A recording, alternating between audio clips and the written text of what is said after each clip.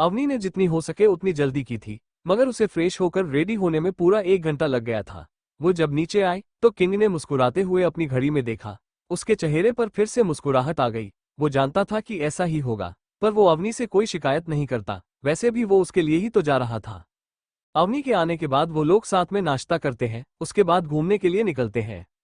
अवनी आज बहुत खुश थी। किंग ने पहले ही कहा था ये पूरा दिन उसके लिए था, वो जो चाहे वो कर सकती थी।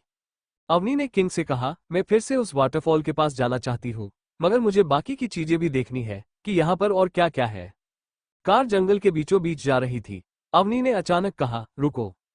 उसे वहां के पेड़ पौधे बहुत पसंद आए। वहां कई अलग अलग तरह के पेड़ थे। अवनी के बोलने पर ड्राइवर ने कार रोक दी। किंग ने सवालिया नजरों से अवनी की ओर देखा, पर अवनी ने किंग से कुछ नहीं बोला। वो तो सीधा कार से नीचे उतर गई।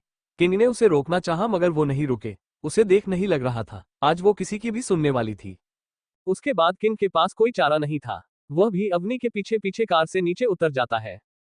वहां जंगल के बीचों बीच पक्की सड़कें बनी हुई थी जिस पर कार आराम से चल सकती थी। वो लोग उसी रास्ते पर जा रहे थे, मगर अवनी कार से उतरकर कच्ची सड़क पर चलने लगी, जो किसी के रोज चलने की वजह से बनी थी। उस पर भी कई झाड़ियां थी। किंग फिक्र करते हुए कहा, रुको रूही, हम बिना जाने किसी भी रास्ते नहीं जा सकते। ये जंगल है, यहाँ पर खतरा हो सकता है। अवनी ने पीछे मुड़कर भी नहीं देखा। उसने कहा, आप हो ना मेरे साथ, आप ख्याल रखना, मुझे आज एंजॉय करने दीजिए। ये बोलते हुए वो आगे आगे चली जाती है। रास्ता तो खत्म होने का नाम नहीं ले रहा था, क्योंकि वैसे तो यह इतना ज्यादा बड़ा नहीं था, पर पैदल चलते चलते तो किनारा कभी नहीं आने वाला था। एक जगह ऐसी आई कि अवनी अचानक रुक गई। किंग अभी भी उसके पीछे पीछे था। उसके हाथ में गन थी। उसके पीछे उसके बॉडीगार्ड थे, मगर अवनी किसी की बात ना मान सबसे आगे चल रही थी। अवनी को अचानक रुकता देख किंग को थोड़ी उम्मीद हुई, पर वो दूसरे ही पल समझ गया कि वहां खतरा हो सकता है। अवनी ने हैरानी से अपनी आंखें फाड़ दी थी। उसकी सांस के गले में अटक गई थी। उसके सामने एक बहुत बड़ा अजगर था, इतना बड़ा कि वो एक ही बार किसी इंसान को पूरा निगल सकता था। अवनी तो बहुत ज्यादा डर गई। वो चीखना चाहती थी, मगर उसकी आवाज नहीं निकल पाए। उसने डर के मारे अपनी आंखें बंद कर ली। अगले ही पल जोरदार आवाज आई। वो अजगर जमीन पर मरा हुआ पड़ा था। किंग ने उस पर गोली चला दी थी। अवनी बेहद डर गई थी। वो पीछे मुड़कर किंग के गले लग गई। किंग ने धीरे से उसके सर पर मारा और कहा, देख लिया बेवकूफ लड़की, मेरी बात न मानने का नतीजा। अब चलो मेरे साथ। ये बोलकर किंग उसका हाथ पकड़ उसे वापस ले जाने लगता है। अभी इस वक्त अवनी कुछ भी नहीं बोल रही थी, क्योंकि वो डर गई थी। उसकी गलती थी, वरना वो वापस नहीं जाती। फिर किंग उसे कार में बिठाकर आगे ले चलता है।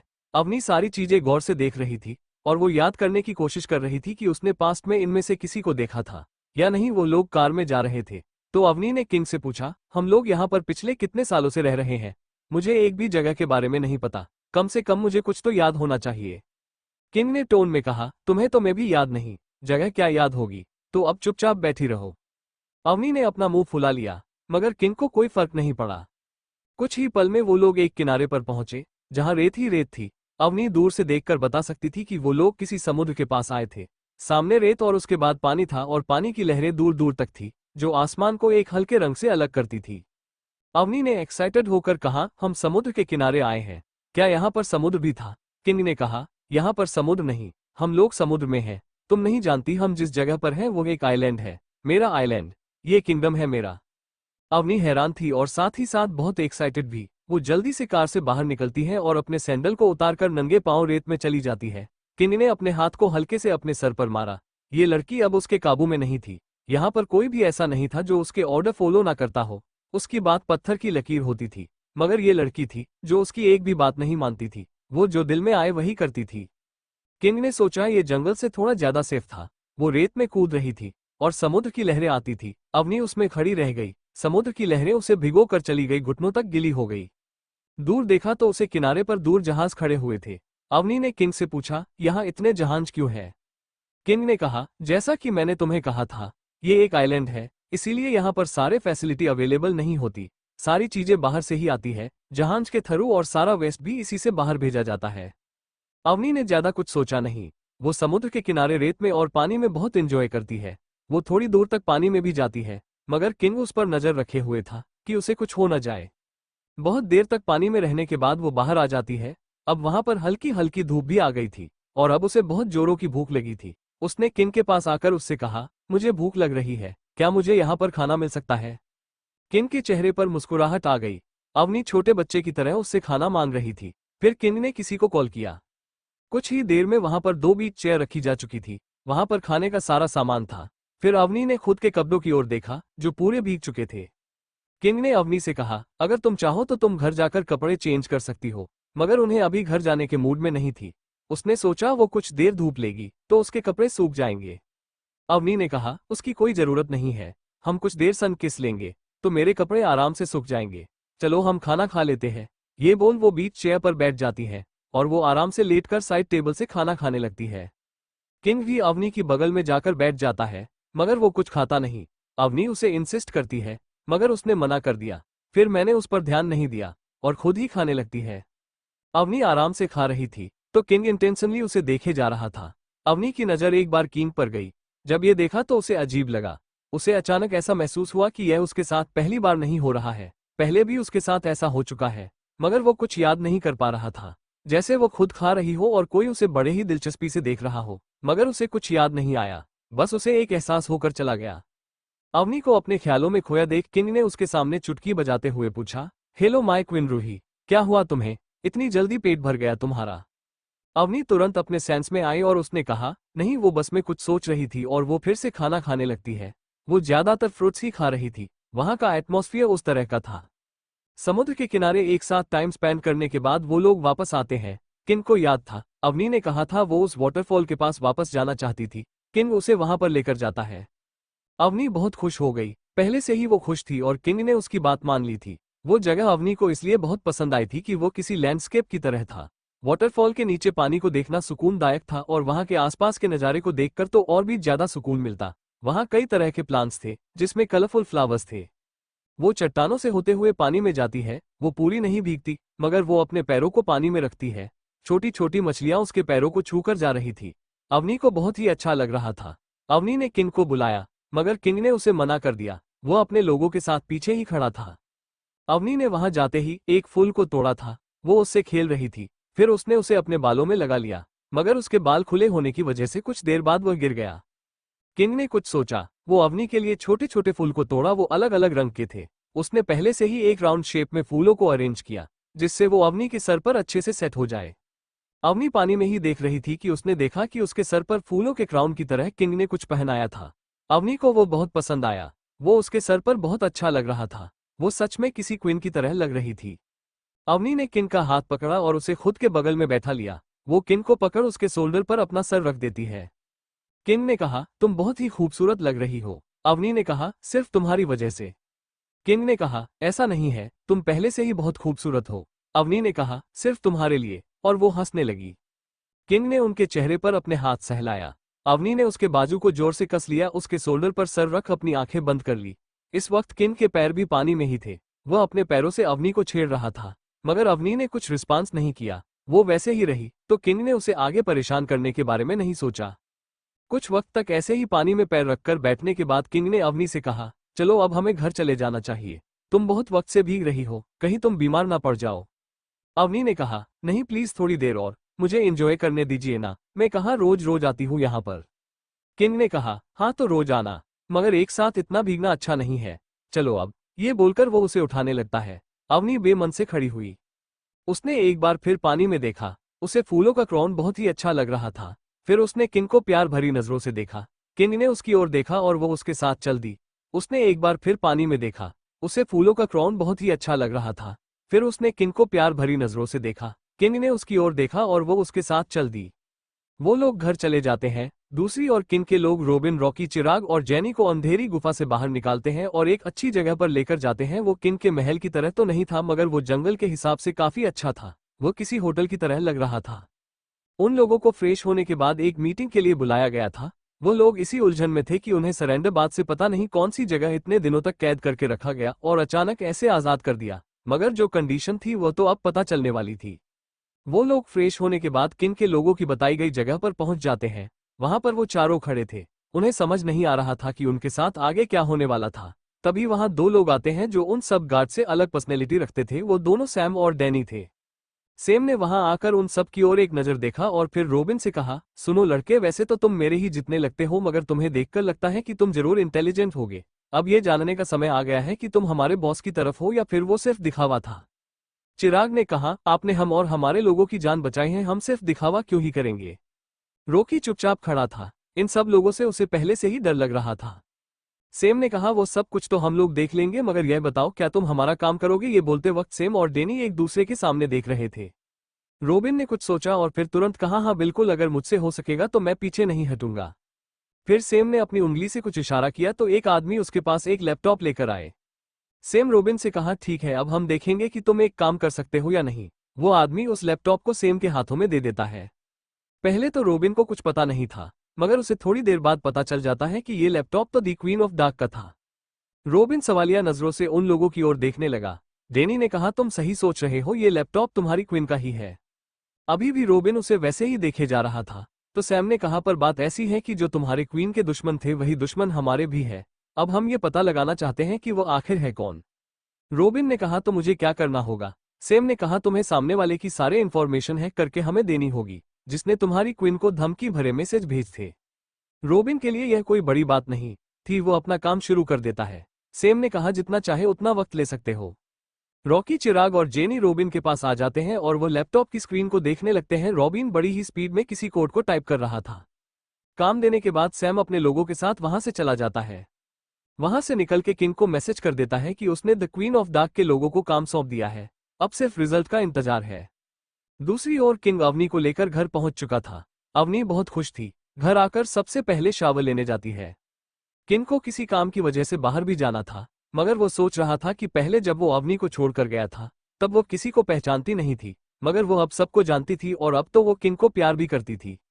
अवनी पहले ही अकेले रहकर बहुत बोर हो चुकी है, तो फिर किंग उसे छोड़कर कैसे जाएगा। वैसे तो वो जल्दी वापस आने की कोशिश करने वाला था, मगर फिर भी उसे अवनी की चिंता थी।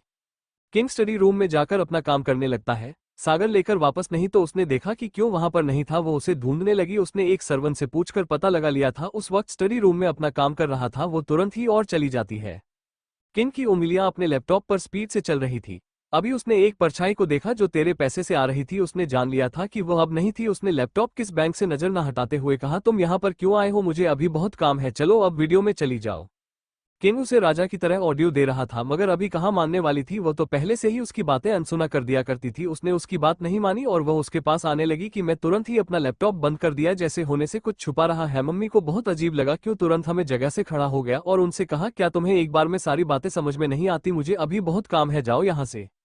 मेवात थोड़ा दूर होकर कही थी, उसे सच में बहुत काम था। मुझे रानी को उसका ऐसा बिहेवियर देख बुरा लगा था। वो तुरंत दौड़कर वहां से चली जाती है। वो अपने कमरे में आए तो उसकी आंखें नम हो गई थी। जान लिया था किससे नाराज थी, इसीलिए इस तरह से गए थे। उसने कुछ नहीं कहा था।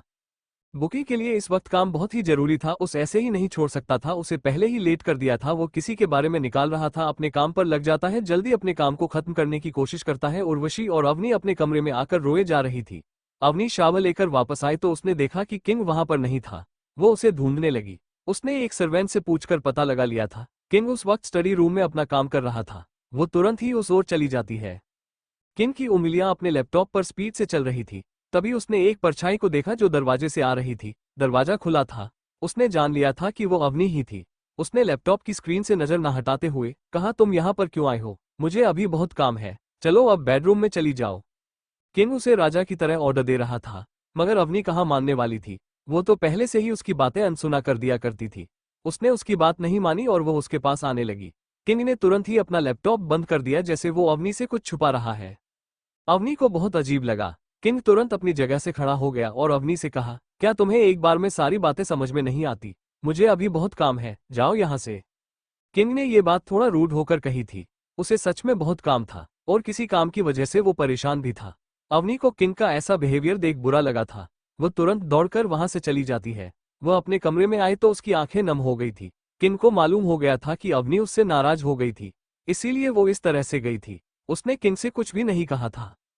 किंग के लिए इस वक्त काम बहुत ही जरूरी था। वो उसे ऐसे ही नहीं छोड़ सकता था। उसने पहले ही लेट कर दिया था। वो अवनी को बाद में मानने की सोच अपने काम पर लग जाता है। वो जल्दी अपने काम को खत्म करने की कोशिश करता है। दूसरी ओर अवनी अपने कमरे में आकर रोए जा रही थी। किंग को अपना काम करने में बहुत वक्त लग गया। जब वो अपना काम खत्म कर करके बेडरूम में गया तो अवनी सो चुकी थी। किंग को एक सर्वेंट से पता चला कि अवनी ने शाम को खाना नहीं खाया था। वो बिना खाना खाए ही सो गई थी। सच में अवनी बहुत नाराज हुई थी। किंग ने अपने काम की वजह से उस पर ध्यान नहीं दिया और अवनी को खुद से दूर करने के लिए उसके साथ रूडली बात की थी। इससे तो जाहिर सी बात थी, अवनी नाराज तो होने ही वाली थी। किंग अवनी को जगाना चाहता था, मगर अवनी नहीं जगी। फिर किंग ने उसे अच्छे से ब्लैंकेट से कवर कर दिया। फिर सर्वेंट ने उससे पूछा, सर आप डिनर नीचे करेंगे या मैं आपके लिए डिनर यहाँ पर लेकर आती हूँ? किंग ने कहा, नहीं मुझे खाना नहीं खाना, अब तुम जाओ, अगर मुझे कोई जरूर पड़ी तो तुम्हें बुला लूंगा। उसके बाद में सर्वेंट वहां से चली जाती है। किंग को सुबह बाहर जाना था। वो कई दिनों तक इस आइलैंड पर नहीं रहने वाला था। ऊपर से उसने अवनी को नाराज भी कर दिया था। अब तो वो पीछे से उससे बात भी नहीं करेगी। किंग ये अब सोचते हुए सो जाता है। सुबह जब अवनी उठी तो किंग पहले से ही जग चुका था। उसने अवनी को खुद नहीं जगाया था, वह अपने आप ही जग गई थी। अवनी बेड पर बैठी किंग को देख रही थी, जो पहले की तरह रेडी होकर अपने बाल बना रहा था। वह रेडी होकर अवनी से कहता है, मैं जानता हूं तुम मुझसे नाराज हो, मुझे माफ कर दो, कल मैं बहुत बिजी था, अचानक बहुत जरूरी काम आ गया था। अगर काम इतना जरूरी ना होता तो मैं तुम्हें वक्त देता और मैं परेशान भी था। आई एम सॉरी मैंने तुमसे रुडली बात की। मगर अवनी ने इसका कुछ जवाब नहीं दिया। उसकी नजरें रूम में सारी चीजों को ताक रही थी सिवाय किंग के। वो उसकी ओर नहीं देख रही थी। किंग ने जान लिया कि अवनी उसे जानबूझकर इग्नोर कर रही थी, पर वह उसे कैसे मनाता, उसे तो जाना भी था। किंग अवनी के पास आ गया। उसने बेड पर बैठकर अवनी के चेहरे को छूना चाहा तो अवनी थोड़ा सा पीछे हट गई। किंग ने अपना हाथ वापस ले लिया।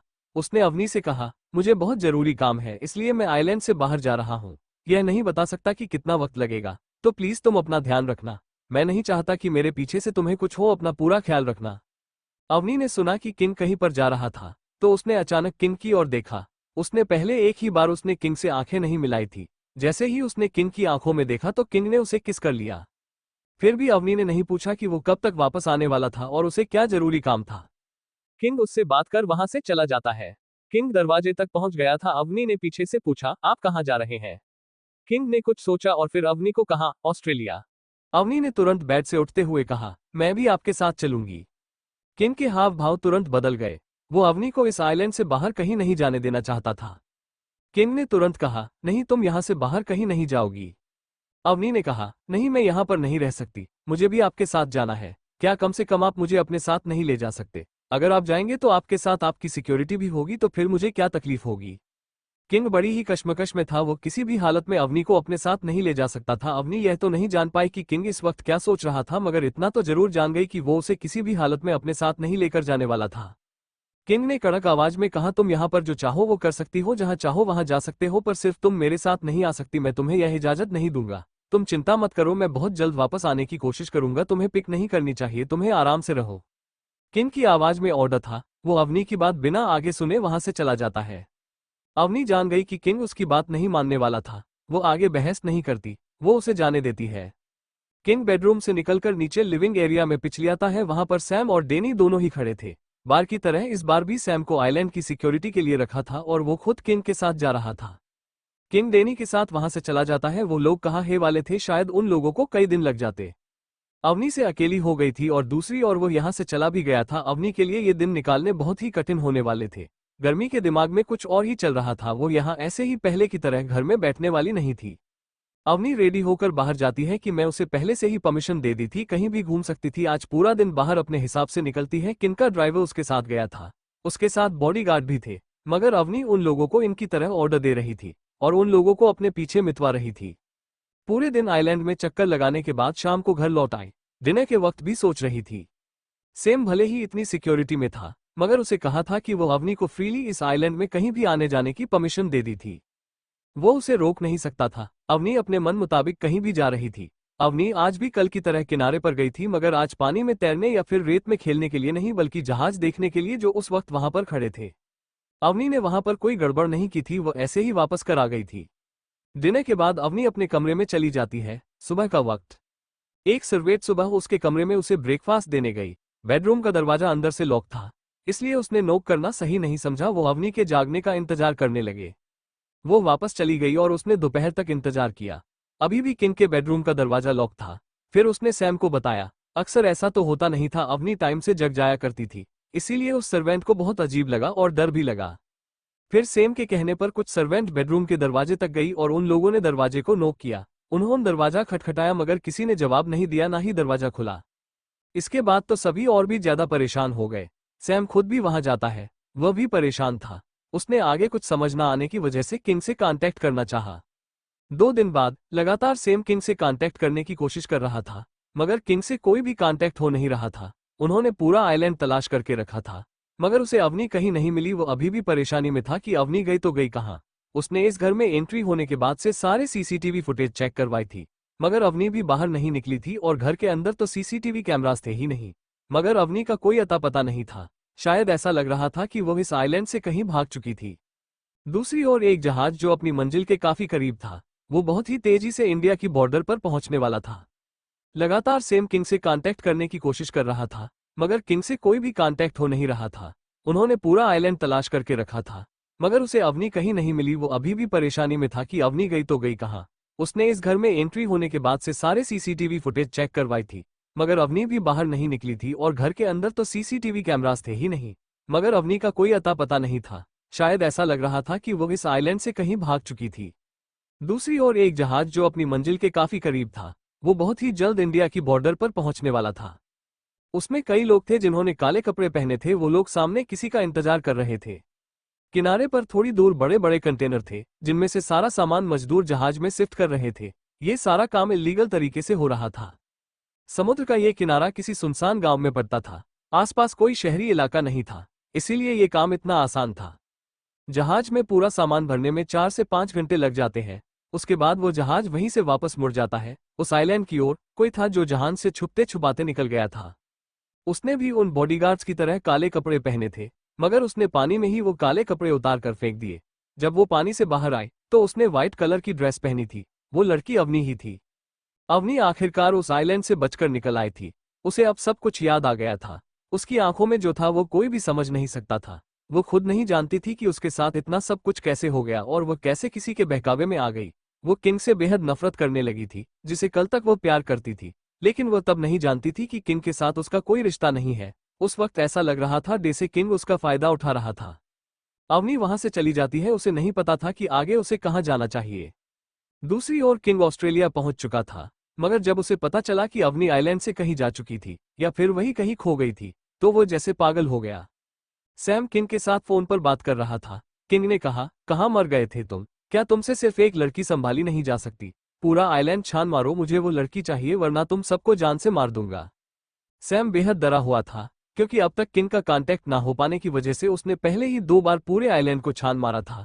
उसने आइलैंड के चप्पे चप्पे में तलाश की थी, मगर अवनी का कोई पता नहीं था। वो ये बात तो जान गया था कि अवनी इस आइलैंड पर तो नहीं थी, तो पता नहीं वो कहाँ गई होगी। उन लोगों ने घर का भी कोई हिस्सा बाकी नहीं रखा था। सैम को एक डाउट था। सैम को पहले अवनी भोली भाली और मासूम लगती थी, भले ही वो जानता था कि वो द क्वीन ऑफ डार्क थी, मगर अब वो अपनी याददाश्त खो चुकी थी। सैम ने किंग से कहा, सर हमने ऑलरेडी आइलैंड के चप्पे चप्पे को छान मारा है, मगर मैडम का कोई अता पता नहीं है।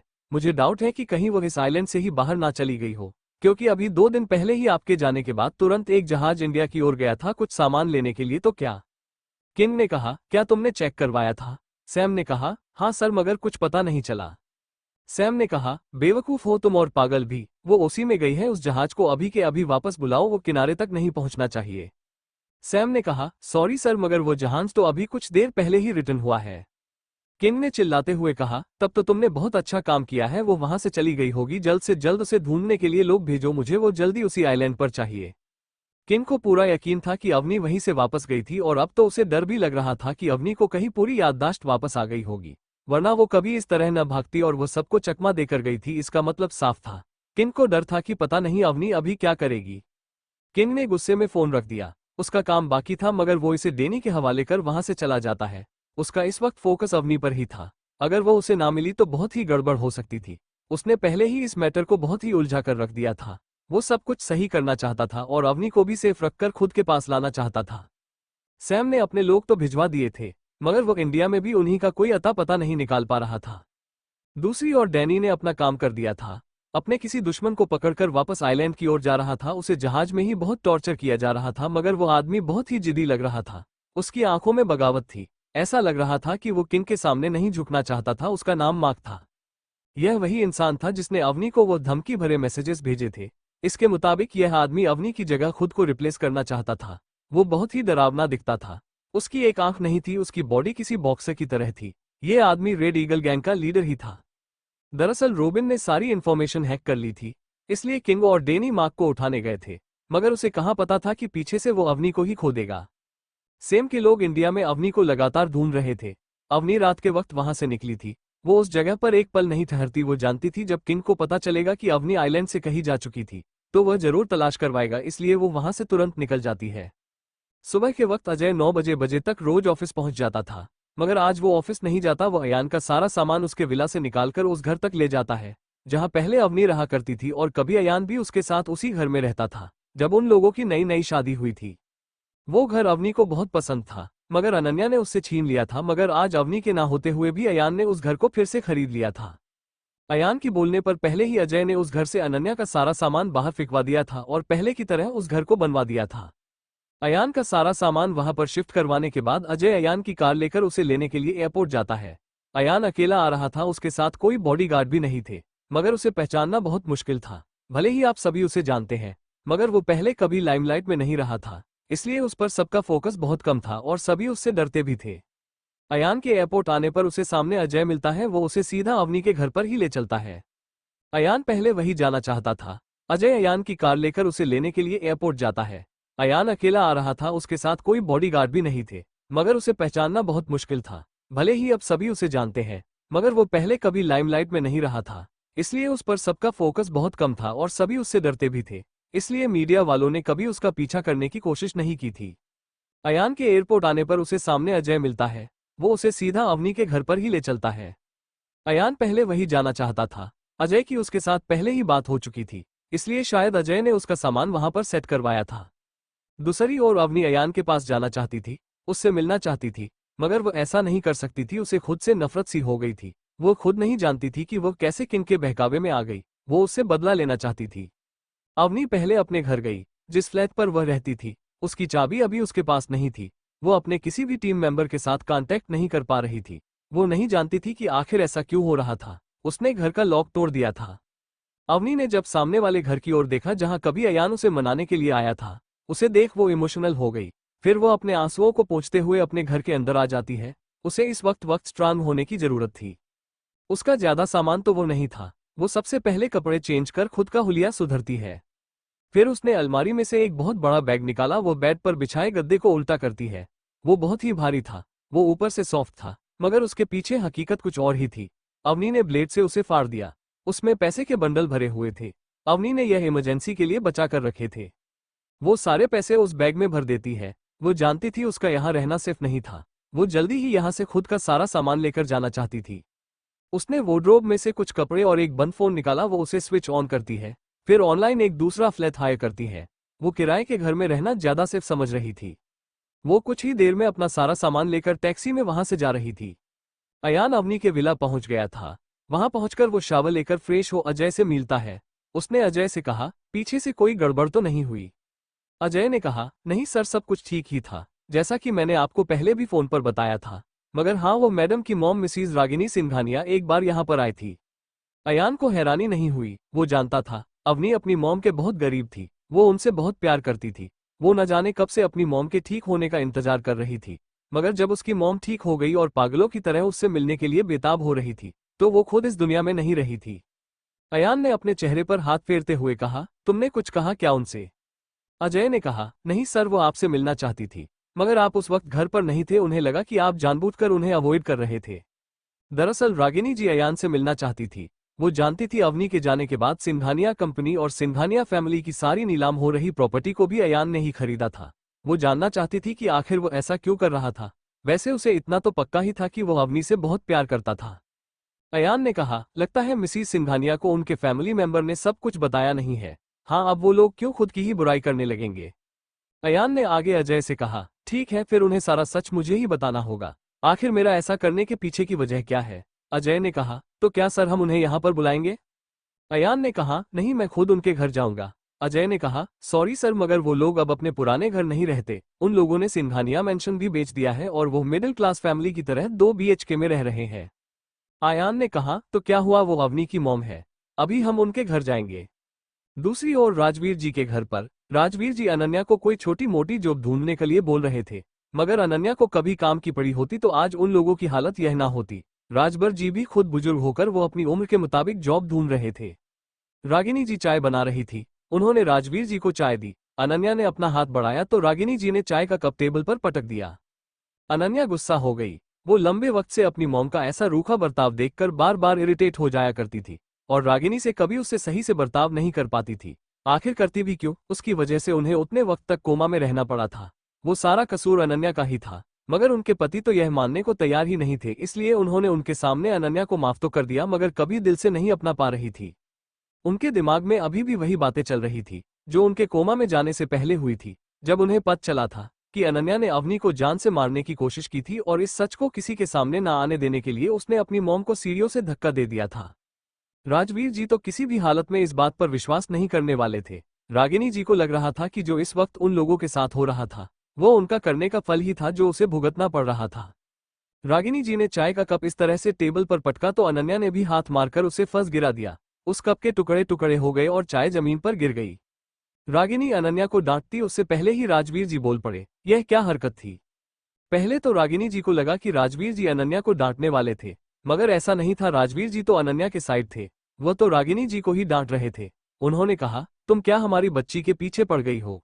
एक तो चली गई, दूसरी को तो चैन से जीने दो। यही सारा ड्रामा चल रहा था कि वहां पर कोई आ गया। दरवाजा खुला था। किसी ने कहा, लगता है सासू माँ आपने ससुर जी को अभी तक सच्चाई बताई नहीं है, या फिर बताई है तो उन्होंने आप पर यकीन नहीं किया होगा। सभी हैरान थे। सबने सामने देखा तो वहां अयान कपूर खड़ा था। राजवीर जी ने चाय का कप टेबल पर रख दिया। वह अयान से पहले ही बहुत गुस्सा थे। उन्होंने सोचा था कि शायद अब जब सब जानते थे कि उनका दामाद इतना ज्यादा अमीर था तो वह जरूर दुनिया के सामने दिखाने के लिए उनकी फाइनेंशियली हेल्प करेगा। मगर हेल्प तो दूर, अयान ने उनसे उनका सब कुछ छीन लिया था, बल्कि उसने कभी उन लोगों के साथ बात करना भी सही नहीं समझा था। राजवीर जी ने कहा, तुम यहाँ पर क्यों आए हो? अब हमारा कोई रिश्ता नहीं। हमारी बेटी तो चली गई और तुम दामाद के नाम पर धब्बा हो। हमारी हेल्प करने की बजाय तुमने हमारा सब कुछ हमसे छीनने में कोई कसर नहीं छोड़ी। अयान ने कहा, यह आप गलत बोल रहे हैं ससुर जी, मैंने आपसे आपका कुछ नहीं छीना बल्कि अपने पैसों से खरीदा है और वैसे भी बहुत ज्यादा दाम देकर खरीदा है। आपकी तो इससे उल्टा सच में हेल्प ही हुई है, वरना आपका कर्जा कैसे उतरता? रागिनी जी चुपचाप सुन रही थी। उसे डर था कि वह अयान के घर गई थी, इस बात का पता राजवीर जी को ना चल जाए। अगर अयान ने उसे बोल दिया तो उन पर आफत ही आ जाएगी, क्योंकि उनका सब कुछ जाने के बाद राजवीर जी बहुत ही चिड़चिड़े से हो गए थे। वो उन पर बहुत गुस्सा किया करते थे और रागिनी जी का अनन्या से नाराज रहना ही उन्हें पसंद नहीं था। भले ही राजवीर जी अयान पर चिल्ला रहे थे मगर अयान पर इसका कोई फर्क नहीं पड़ा। उसके 5 बॉडीगार्ड घर के बाहर ही खड़े थे। अजय भी बाहर ही खड़ा रह गया, मगर वो स्टाइल से अंदर आया और राजवीर जी के सामने सोफे पर बैठ गया। रागिनी जी की ओर देखकर कहा, सासू माँ जय है, चाय लेकर आए। ससुर जी को अच्छे से समझाता हूँ, आप क्यों मेरी साली साहिबा से इतना ज्यादा गुस्सा है? राजवीर जी ने गुस्से से कहा, इससे तुम्हारा कोई मतलब नहीं, ये हमारे घर का मामला है। राजवीर जी कुछ ज्यादा ही उछल रहे थे। अयान ने अपना पावर दिखाते हुए कहा, मैं आपको रिस्पेक्ट दे रहा हूँ, इसका मतलब यह नहीं है कि आप मुझे कुछ भी कहेंगे। मैं यहाँ अपनी बीवी की वजह से आया हूँ। हालांकि आपने उसे घर से निकाल दिया था, उसे अपनी बेटी मानने से इनकार कर दिया था, मगर वह आपको हमेशा रिस्पेक्ट ही देती थी। भले ही आपने उसके साथ कैसा भी सुलूक किया, मगर मैं उसकी तरह नहीं। और मत भूलिए कि मैं कौन हूँ। मैंने आपको आसमान से उठाकर फर्श पर फेंका है तो दफन भी कर सकता हूँ। औकात में रहिए। राजवीर जी वही शांत हो गए। रागिनी जी किचन की ओर दौड़ी और अयान के लिए चाय लेकर आई। अयान आराम से चाय की चुस्की लगा रहा था। राजवीर जी और अनन्या उसे गुस्से से देख रहे थे। गुस्से के साथ उनके दिल में अब तक डर ने भी जगह बना ली थी, क्योंकि वो पहले ही अयान के पावर से वाकिफ थे। अयान ने कहा, तो माय डियर ससुर जी, क्या सासुमा ने आपको बताया नहीं है कि वो गिर कैसे गई थी? राजवीर जी ने कहा, वो सिर्फ एक एक्सीडेंट था। अयान ने गुस्से से चाय का कप टेबल पर रख दिया और कहा, अच्छा तो वो अब सिर्फ एक एक्सीडेंट था। और उस वक्त का क्या, जब इन सारी चीजों का गुनहगार मेरी बीवी को ठहराया गया और उसे आपने अपने घर से और आपकी वाइफ के पास से धक्के मारकर बाहर निकाल दिया था। वो अपनी मॉम से मिलने के लिए दिन रात रोती थी। वो ये बर्दाश्त नहीं कर पा रही थी कि उसके सर पर इतना बड़ा इल्जाम लगाया गया, वह भी उसने जिसे वो बचपन से एक बाप की तरह प्यार करती आई थी, रिस्पेक्ट देती आई थी, जिसके साथ वो खड़ी हुआ करती थी। रागिनी जी ने हैरान होते हुए कहा, आपने उस हादसे का जिम्मेदार अवनी को ठहराया। एक भी बार सच जानने की कोशिश नहीं की। कम से कम मेरे ठीक होने का तो इंतजार करते। अगर मैं मर भी जाती तो फिर भी आपको अवनी पर शक नहीं करना चाहिए था। मेरी बेटी ऐसा कभी नहीं कर सकती। राजवीर जी ने नाटक करते हुए कहा, पर मैं क्या करता, उस वक्त मैं बहुत ही डिस्टर्ब था और मुझे लगा कि इन सारी चीजों का जिम्मेदार अवनी ही है। सभी ने मुझसे यही कहा। सबने उसे देखा था। अनन्या डरी हुई थी, वह अपने सर पर हाथ रख कर बैठी थी। ऊपर से उससे ये ड्रामा बर्दाश्त नहीं हो रहा था। उसे डर था कि कहीं पुरानी बातों का बदला अयान अब फिर से न निकाले। एक तो पहले ही उसने उन लोगों को रोड पर लाकर खड़ा कर दिया था। रागिनी जी ने कहा, आपको उस वक्त अवनी पर शक हुआ। आप जानते हैं उस रात क्या हुआ था? उस रात वो घटिया आदमी राहुल और ये लड़की जिसकी आप बार बार साइड ले रहे हैं, ये दोनों मिलकर अवनी को परेशान कर रहे थे। और मैंने अपने कानों से सुना था, अनन्या ने अवनी को जान से मारने की कोशिश की थी, वो भी प्रॉपर्टी के लिए। वो अवनी को जान से मार देना चाहती थी। मेरे पास सबूत ही था, मैं उसे ही दिखाने के लिए आपके पास आ रही थी। मैं आपको सारा सच बताना चाहती थी, मगर अनन्या ने मुझे रोकने के लिए ऊपर से धक्का दे दिया। अनन्या ने गुस्से से उठते हुए कहा, आप गड़े मुर्दे क्यों उखाड़ रही हैं? अब तो वो मर चुकी है ना, इस दुनिया से जा चुकी है ना। और इस बार मैंने कुछ नहीं किया था, वो खुद से मरी है। फिर क्यों अब आप मुझ पर ब्लेम कर रही हैं? मेरे साथ क्या कुछ नहीं हो गया? क्या आपको यह नहीं दिखता? वो सारी पुरानी बातें थी। वो अब इस दुनिया में नहीं है, उसे कोई तकलीफ नहीं है। इस वक्त तकलीफ में जो है वो सिर्फ मैं हूँ। रागिनी जी ने कहा, तुम जो भी तकलीफ में हो, तुम्हारे साथ जो भी हुआ है, वह सारे तुम्हारे कर्मा है। सब कुछ तुम्हारे किए का फल है। रागिनी जी बहुत ही इमोशनल हो गई थी, उसकी आंखों में आंसू आ गए थे। राजवीर जी ने रागिनी जी को डांटते हुए कहा, बस करो, चुप हो जाओ। तुम क्यों हमारी बेटी को कोसती जा रहे हो? उसे खुद के किए पर पछतावा है। वो कितनी ज्यादा तकलीफ से गुजर रही है, इसके बारे में तो एक बार सोचो। अयान ने बीच में कहा, मगर आपने तो कभी नहीं सोचा मेरी बीवी के बारे में, कि वो कितनी तकलीफ से गुजरी होगी। जब आपने उसे अपनी जिंदगी से निकाल दिया, आधी रात को उसे अपने खुद के घर से बेघर कर दिया, उसके सारे हकों को इससे छीन लिया, वो भी बिना उसकी एक भी गलती के। रागिनी जी धीरे धीरे समझ रही थी कि पीछे से अवनी के साथ क्या क्या हुआ था। अनन्या ने खुद को बचाने के लिए अवनी को कितना ज्यादा फंसा दिया था, और राजवीर जी ने भी अवनी को परेशान करने में कोई कसर नहीं छोड़ी थी। रागिनी जी ने सवालिया नजरों से राजवीर जी ओर देखा। उसकी आंखों में शक था और नाराजगी भी। राजवीर जी ने रागिनी जी की ओर देखकर कहा, और अब तुम इसकी बातों पर भरोसा कर रहे हो? और हाँ, मैंने ऐसा ही किया था। और मैं क्या करता? मुझे लगा था कि उसने सच में ऐसा किया। वो तुम्हारी गुनहगार लगी मुझे। वो खून नहीं था हमारा। मुझे लगा हमने एक आस्तीन के सांप को पाल रखा था। रागिनी जी ने गुस्सा होते हुए कहा, आपने उसे इतनी बड़ी सजा दी, वह भी तब जब उसकी कोई गलती नहीं थी। उसके खुद के साथ बुरा हुआ था। दोषी तो यह अनन्या थी, उसने ही उसे मारने की कोशिश की थी, और बाद में मुझे भी। फिर भी उसके सर पर एक ही इल्जाम था, इसके सर पर तो दो दो गुनाह है। क्या आप इसे कोई सजा नहीं देंगे? आपने इसे क्यों इतनी आसानी से माफ कर दिया? क्या आपको अभी भी मेरी बात पर यकीन नहीं है? राजवीर जी ने कहा, वो सारी पुरानी बातें थी, उन सबको भूल जाओ। रागिनी जी ने गुस्से से कहा, नहीं भूल सकती मैं। आपने जो कुछ भी मेरी बेटी के साथ किया, ये अनन्या, हमने इसे भी अपनी बेटी की तरह माना था, पर इसने दिखा दिया हमारे खानदान का खून होते हुए भी हमारी नहीं है। फिर भी आप इसीलिए अनन्या की साइड ले रहे हैं ना, क्योंकि यह आपके भाई की बेटी है, उसका खून है? राजवीर जी तुरंत चुप हो गए, उनके चेहरे का रंग बदल गया। अयान ने कहा, नहीं सासू माँ, बात तो कुछ और है। मेरी साली साहिबा भले ही आपकी बेटी नहीं है, मगर मेरे ससुर जी की सगी बेटी है। क्यों साली साहिबा, सच कहा ना मैंने? इस बात को तो आप ही जानती है। अनन्या के चेहरे का रंग पूरी तरह बदल गया। उसका सच सामने था। राजवीर जी अयान के सामने गिड़गिड़ाने लगे। उसने अयान से कहा, हमसे जो भी गलती हुई है माफ करो, और जाने दो हमें। क्या हमें चैन से मरने भी नहीं दोगे? हम कितने तकलीफ से गुजर रहे हैं। तुम नहीं जानते क्यों मेरी बीवी को मेरे ही खिलाफ भड़का रहे हो? अयान ने कहा, चैन से जीने नहीं दूंगा आपको। जब तक जिएंगे खुद को कोसेंगे कि क्यों आपने अवनी की अच्छाइयों का फायदा उठाया, उसका हक उससे छीना, और क्यों सच्चाई जानते हुए भी उस पर गलत इल्जाम लगाकर आपने उसे अपनी जिंदगी से निकाला, ताकि आप अपनी बेटी को सारी प्रॉपर्टी दिलवा सके। रागिनी जी तो जैसे टूटकर बिखर गई। वो ये सोच भी नहीं सकती थी कि उनके साथ ऐसा कुछ भी हो सकता है। वो सदमे में थी। यह इसी कारण था कि उन्हें अयान की बात पर पूरा यकीन हो गया था। राजवीर जी का बिहेवियर उन्हें अयान पर यकीन करने पर मजबूर कर रहा था। वो धीरे धीरे समझ रही थी कि अवनी के लिए राजवीर जी का प्यार सिर्फ दिखावा ही था। वो उसे अपनी बेटी नहीं समझते थे। वो अनन्या के लिए कभी सामने से स्टैंड नहीं लेते थे, क्योंकि उसे डर था कि कहीं उनकी चोरी पकड़ी ना जाए। वो सबके सामने अवनी बहुत ज्यादा ही रखते थे, ताकि सबको लगे कि वो अवनी को ज्यादा प्यार करते हैं। मगर आखिर में वो सब एक दिखावा था। उन्होंने अपने सही बाजी खेल दी और अपना सब कुछ अपनी बेटी अनन्या को दे दिया, वह भी जिस पर अवनी का हक था। रागिनी जी का सर गोल गोल घूम रहा था। उसे चक्कर से आ गए और वो गिर गई।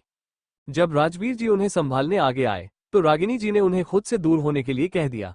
अनन्या से तो इतना भी ना हुआ। राजवीर जी इस वक्त अयान पर बहुत गुस्सा थे, और वह रागिनी जी से भी इरिटेट हो रहे थे। वो ऐसे ही मुश्किल में थे, और इस वक्त उन्हें को अवनी की पड़ी थी। उनसे यह बात बर्दाश्त नहीं हो रही थी। जब रागिनी बेहोश हो गई, तो अयान ही उन्हें हॉस्पिटल ले चलता है। हॉस्पिटल में उन्हें ड्रिप लगाई गई। उन्होंने जब आंखें खोली तो देखा उसके सामने अयान खड़ा था। उसके दोनों हाथ उसके पॉकेट में थे। उसके चेहरे पर कोई इमोशंस नहीं थे। उसने ठान ली थी वो उन लोगों को चैन से जीने तो नहीं देगा जिन्होंने उसकी वाइफ के बारे में बुरा सोचा या फिर उसके साथ बुरा करने की कोशिश की। वो जानता था रागिनी जी अवनी से प्यार करती थी और उसे अपनी सगी बेटी की तरह ही रखती थी। वो उसे सच बताना चाहता था कि वो इस वक्त उनकी फैमिली के साथ जो कुछ भी कर रहा था उन सब के पीछे की वजह क्या थी। वो सब बेवजह नहीं था, वो सिर्फ अवनी के लिए था और रागिनी जी को भी अब कोई शिकवा नहीं था। अयान ने उसकी फैमिली के साथ ऐसा क्यों किया वो अब जान गई थी, ये सब उनके कर्मों का नतीजा था। दूसरी ओर अवनी ने ये जान लिया था कि वो जब नहीं थी तो उसके पीछे क्या क्या हो गया था। सब उसे मरा हुआ समझते थे। अयान ने भी ऐसा ही मान लिया था। रागिनी जी को होश आ गया था। सिंघानिया कंपनी बर्बाद हो चुकी थी, उसे अयान ने खरीद लिया था। उनकी सारी नीलाम हुई प्रॉपर्टी को भी अयान खरीद चुका था। उसकी आंखों में आंसू थे। उसके दिल में अयान के लिए रिस्पेक्ट और भी ज्यादा बढ़ गई। उसने अवनी के साथ हुए अन्याय का बदला बहुत अच्छे तरीके से लिया था, मगर उसे इस बात का अफसोस भी था कि वह चाहकर भी उनके पास नहीं जा सकती थी। उसने सुबह से कुछ नहीं खाया था, इसी वजह से वो बाहर से खाना ऑर्डर कर खाती है, मगर खाना खाने के बाद उसे बहुत अजीब सा फील हो रहा था। उसे एक बार वॉमिट भी हुई। उसे लगा जैसे उसके खाने में कुछ आ गया था। उसका सर भी चकरा रहा था। वो कुछ देर आराम करने की सोचती है, उसे बड़ी ही बेचैनी हो रही थी। वो कुछ वक्त के लिए सो जाती है।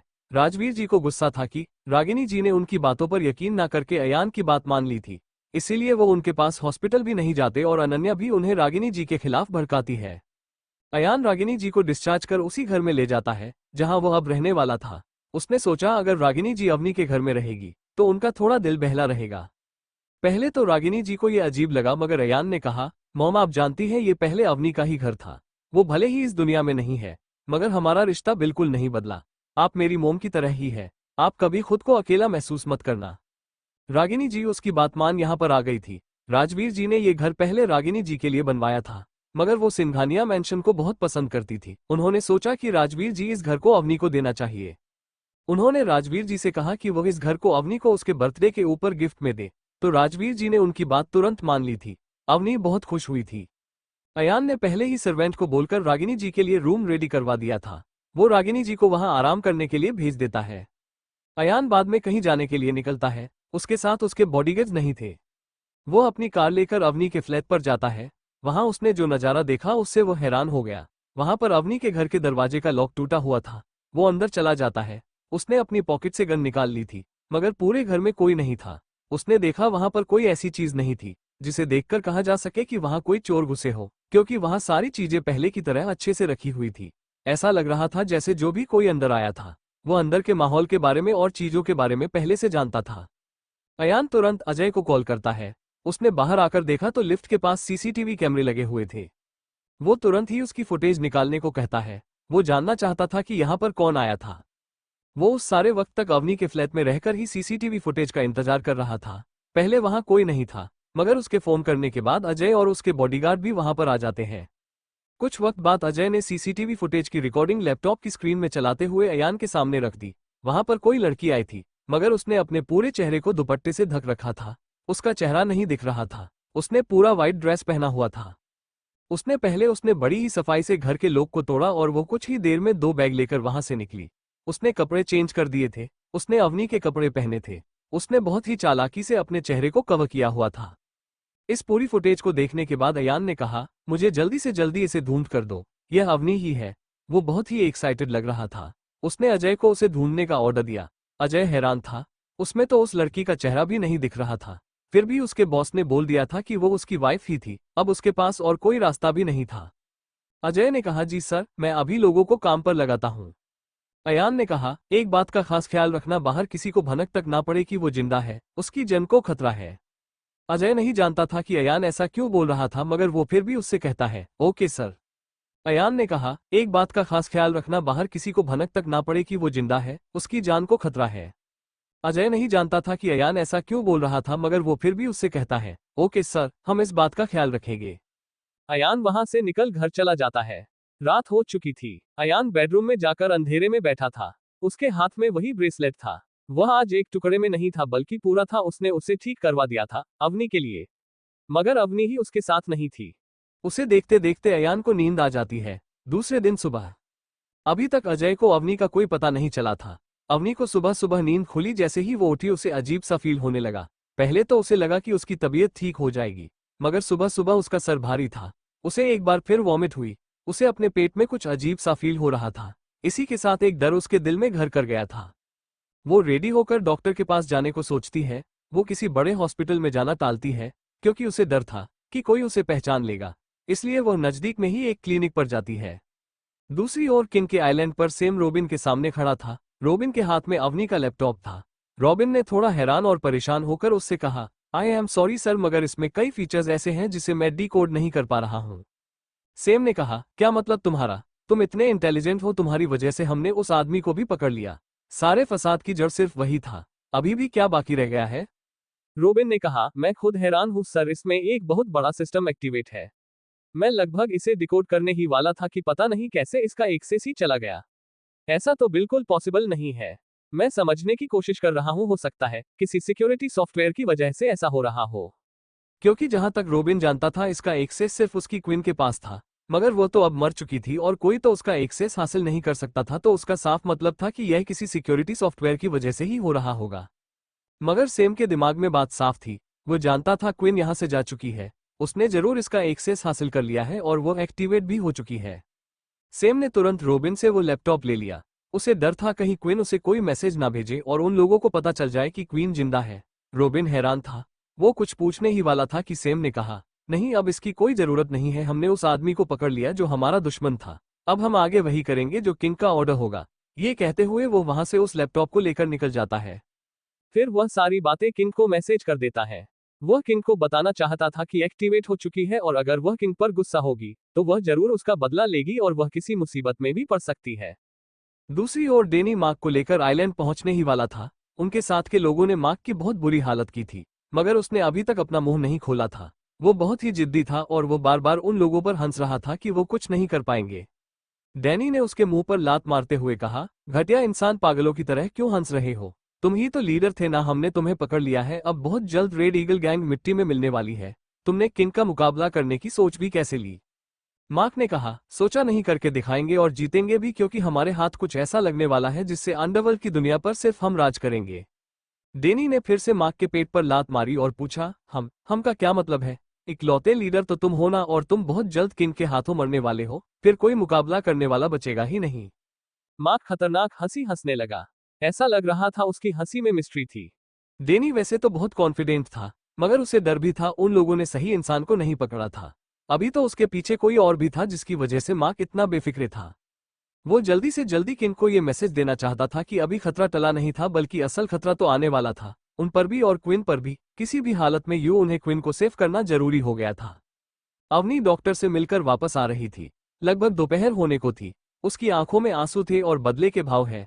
वो अपने घर जाती है। घर जाने के बाद वो शावर के नीचे खड़ी हो जाती है। वो फूट फूट कर रो रही थी। उसने हल्के से अपने पेट पर हाथ रखा और खुद से ही कहा, तुम क्यों आए? तुम सिर्फ धोखा हो, सिर्फ धोखा। तुम्हारी वजह से मैं कभी खुद को नफरत करना छोड़ नहीं पाऊंगी। अपने प्यार के पास जाने के बारे में भी कभी सोच नहीं पाऊंगी। वह भी मुझसे नफरत करेगा। दरअसल अवनी को आज ही पता चला था कि वो प्रेग्नेंट थी। वो जानती थी यह बच्चा किंग का था। उसे खुद से और भी ज्यादा नफरत हो रही थी। वह अपनी आंखों से आंसू पोंछकर कपड़े चेंज कर बाहर आती है। उसने अपने मन में ठान ली थी, वो किसी भी हालत में किंग से बदला लेकर रहेंगी। उसे वो लम्हा याद था जब उसकी पहली बार किंग के साथ मुलाकात हुई थी। किंग को तब उसने देख लिया था, फिर भी किंग ने उसे जिंदा छोड़ दिया था। तब से वो सोच रही थी क्यों किंग ने उसे जिंदा छोड़ा था। उसके शब्द भी वह नहीं भूली थी। किंग ने उससे कहा था कि वो बहुत जल्द उसे अपनी क्वीन बनाएगा। किंग ने अपनी बात सच तो कर दी, मगर धोखे से। मगर अब अवनी उसे पूरी तरह बर्बाद करना चाहती थी। उसने अपनी फिंगर ट्विस्ट की और खुद से ही कहा, बहुत जल्द तुम रिग्रेट करोगे कि क्यों तुमने मेरा फायदा उठाया। तुम्हारा साम्राज्य मिट्टी में मिल चुका होगा। सिर्फ तुम्हारी एक गलती की वजह से तुम पूरी दुनिया हार जाओगे। अवनी ने अपना लैपटॉप खोला और कुछ काम करने लगी। उसने एक बहुत बड़ा सिस्टम बनाया था जिसमें अंडरवर्ल्ड के कई इल्लीगल काम होते थे और उन सब पर अवनी का कंट्रोल था। इससे वो बहुत जल्द किंग को टक्कर देने वाली थी और रेड ईगल गैंग पहले उसके साथ थे, मगर लालच की वजह से उन लोगों ने अवनी से कंप्लीट करना शुरू कर दिया। उसके कई राज जानते थे, इसलिए वो अवनी को खत्म कर इस सिस्टम पर अपना काबू पाना चाहते थे, जिससे कि वो किंग को हरा सके और दुनिया पर राज कर सके। इसीलिए अवनी ने अपने लैपटॉप में हाई सिक्योरिटी सिस्टम इंस्टॉल की थी। इसी वजह से कोई भी आसानी से उसके पूरे सिस्टम को हैक नहीं कर पा रहा था, रोबिन भी नहीं। अवनी जानती थी वो क्वीन ऑफ डार्क का टैग खो चुकी हैं, क्योंकि उनके लोगों ने रेड ईगल गैंग के लोगों से बचने के लिए किंग के सामने सरेंडर कर दिया है, और वो तो पहले ही दुनिया के सामने मार चुकी थी। अब अकेले ही उसे किंग से कंप्लीट करना था। मगर अवनी इस बात से बेखबर थी कि रेड ईगल गैंग के साथ कोई और भी था जो उससे उस सिस्टम को चोरी कर दुनिया पर राज करना चाहता था। डेनी मार्क को लेकर किंग के आइलैंड पहुंच चुका था। उसने किंग को मैसेज कर दिया था। उसने शुरुआत से किंग को सब कुछ बताया था जो भी उसे मार्क से पता चला था। वो लोग पहले सोच रहे थे कि वो अब खतरे से बाहर है, इसलिए शायद क्वीन को वापस आइलैंड लाने की जरूरत नहीं, मगर ऐसा नहीं था। क्वीन अभी भी खतरे में थी। कोई था जो उसकी जान के पीछे पड़ा था। अयान अपनी स्टडी रूम में काम कर रहा था, तभी अजय वहां आ गया। अयान ने अपना लैपटॉप बंद कर दिया। अजय ने कहा, सर हम लोगों ने बाहर सारे सीसीटीवी कैमरे की रिकॉर्डिंग को चेक की, हमें शायद मैडम का पता चल गया है। क्या हम वहां जाकर चेक करें या फिर? अयान तुरंत अपनी जगह से खड़ा हो गया। उसने कहा, नहीं, चेक करने की कोई जरूरत नहीं है। अगर तुम लोग वहां जाओगे तो वह अलर्ट हो जाएगी और हो सकता है वहां से भाग भी जाए। मैं सीधा वहां जाऊंगा। वो अपना फोन लेकर तुरंत वहां से बाहर निकल जाता है। वो अवनी से मिलने के लिए वेट नहीं कर सकता था। अयान जल्दी से अवनी को मिलने के लिए उसी एड्रेस पर निकल पड़ता है जो इसे अजय ने दिया था। अजय और अंगद उसके साथ नहीं थे।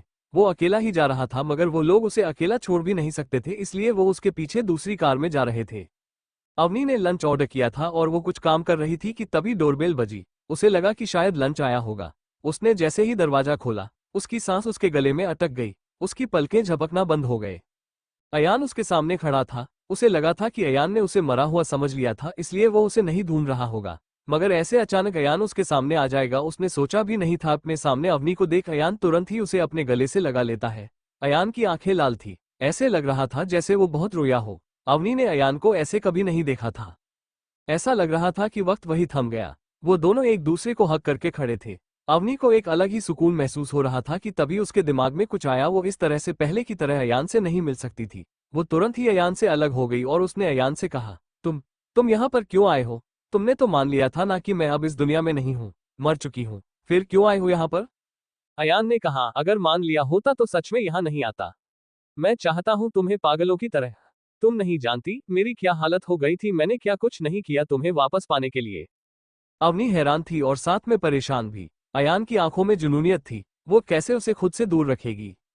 उसने अयान के ऊपर दरवाजा बंद करना चाहा, मगर वो जबरदस्ती अंदर आ गया और उसने अवनी से कहा, तो तुम मुझसे दूर भाग रही हो? मैं तुम्हें अपने साथ लेने आया हूँ, चलो मेरे साथ।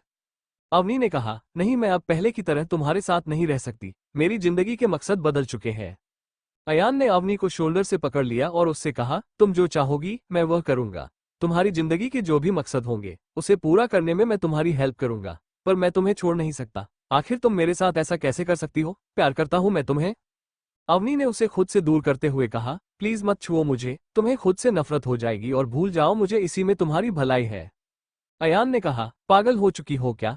तुम वाइफ हो मेरी। अब ये सारा ड्रामा बंद करो और चलो मेरे साथ। ये बोल वो अवनी का हाथ पकड़ उसे खुद के साथ ले जाने लगा।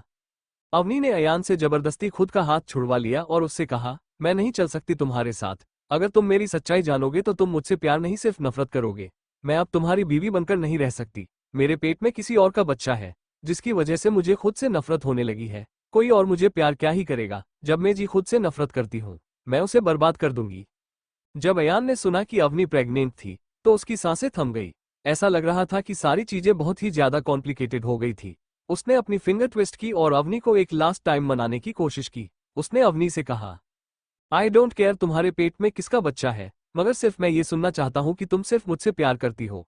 मैं तुम्हें वैसे ही प्यार करूंगा और तुम जो चाहोगी वो करने में तुम्हारी हेल्प करूंगा। तुम जिसे कहोगी उसे बर्बाद करके रख दूंगा।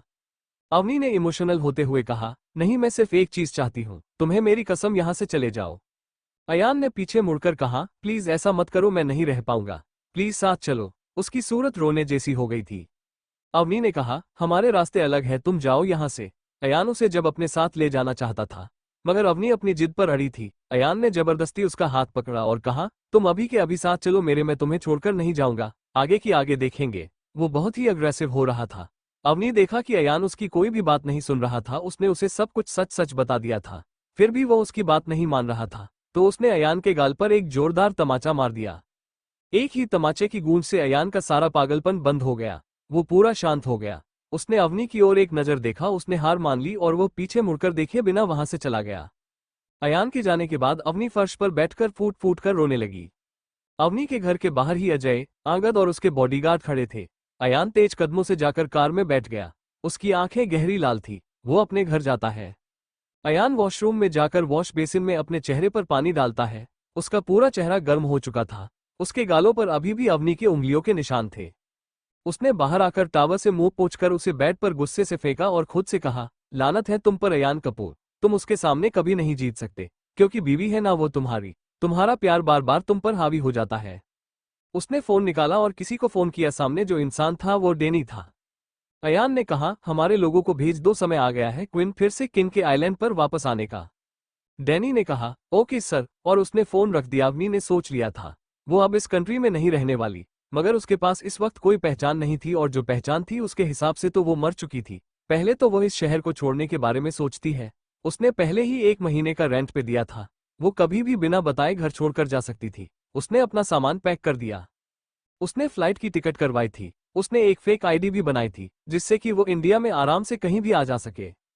वो टैक्सी में जा रही थी। उसने देखा टैक्सी ड्राइवर कुछ टाइम तक तो सही रास्ते पर जा रहा था, मगर उसने अचानक ही अपना रास्ता बदल दिया।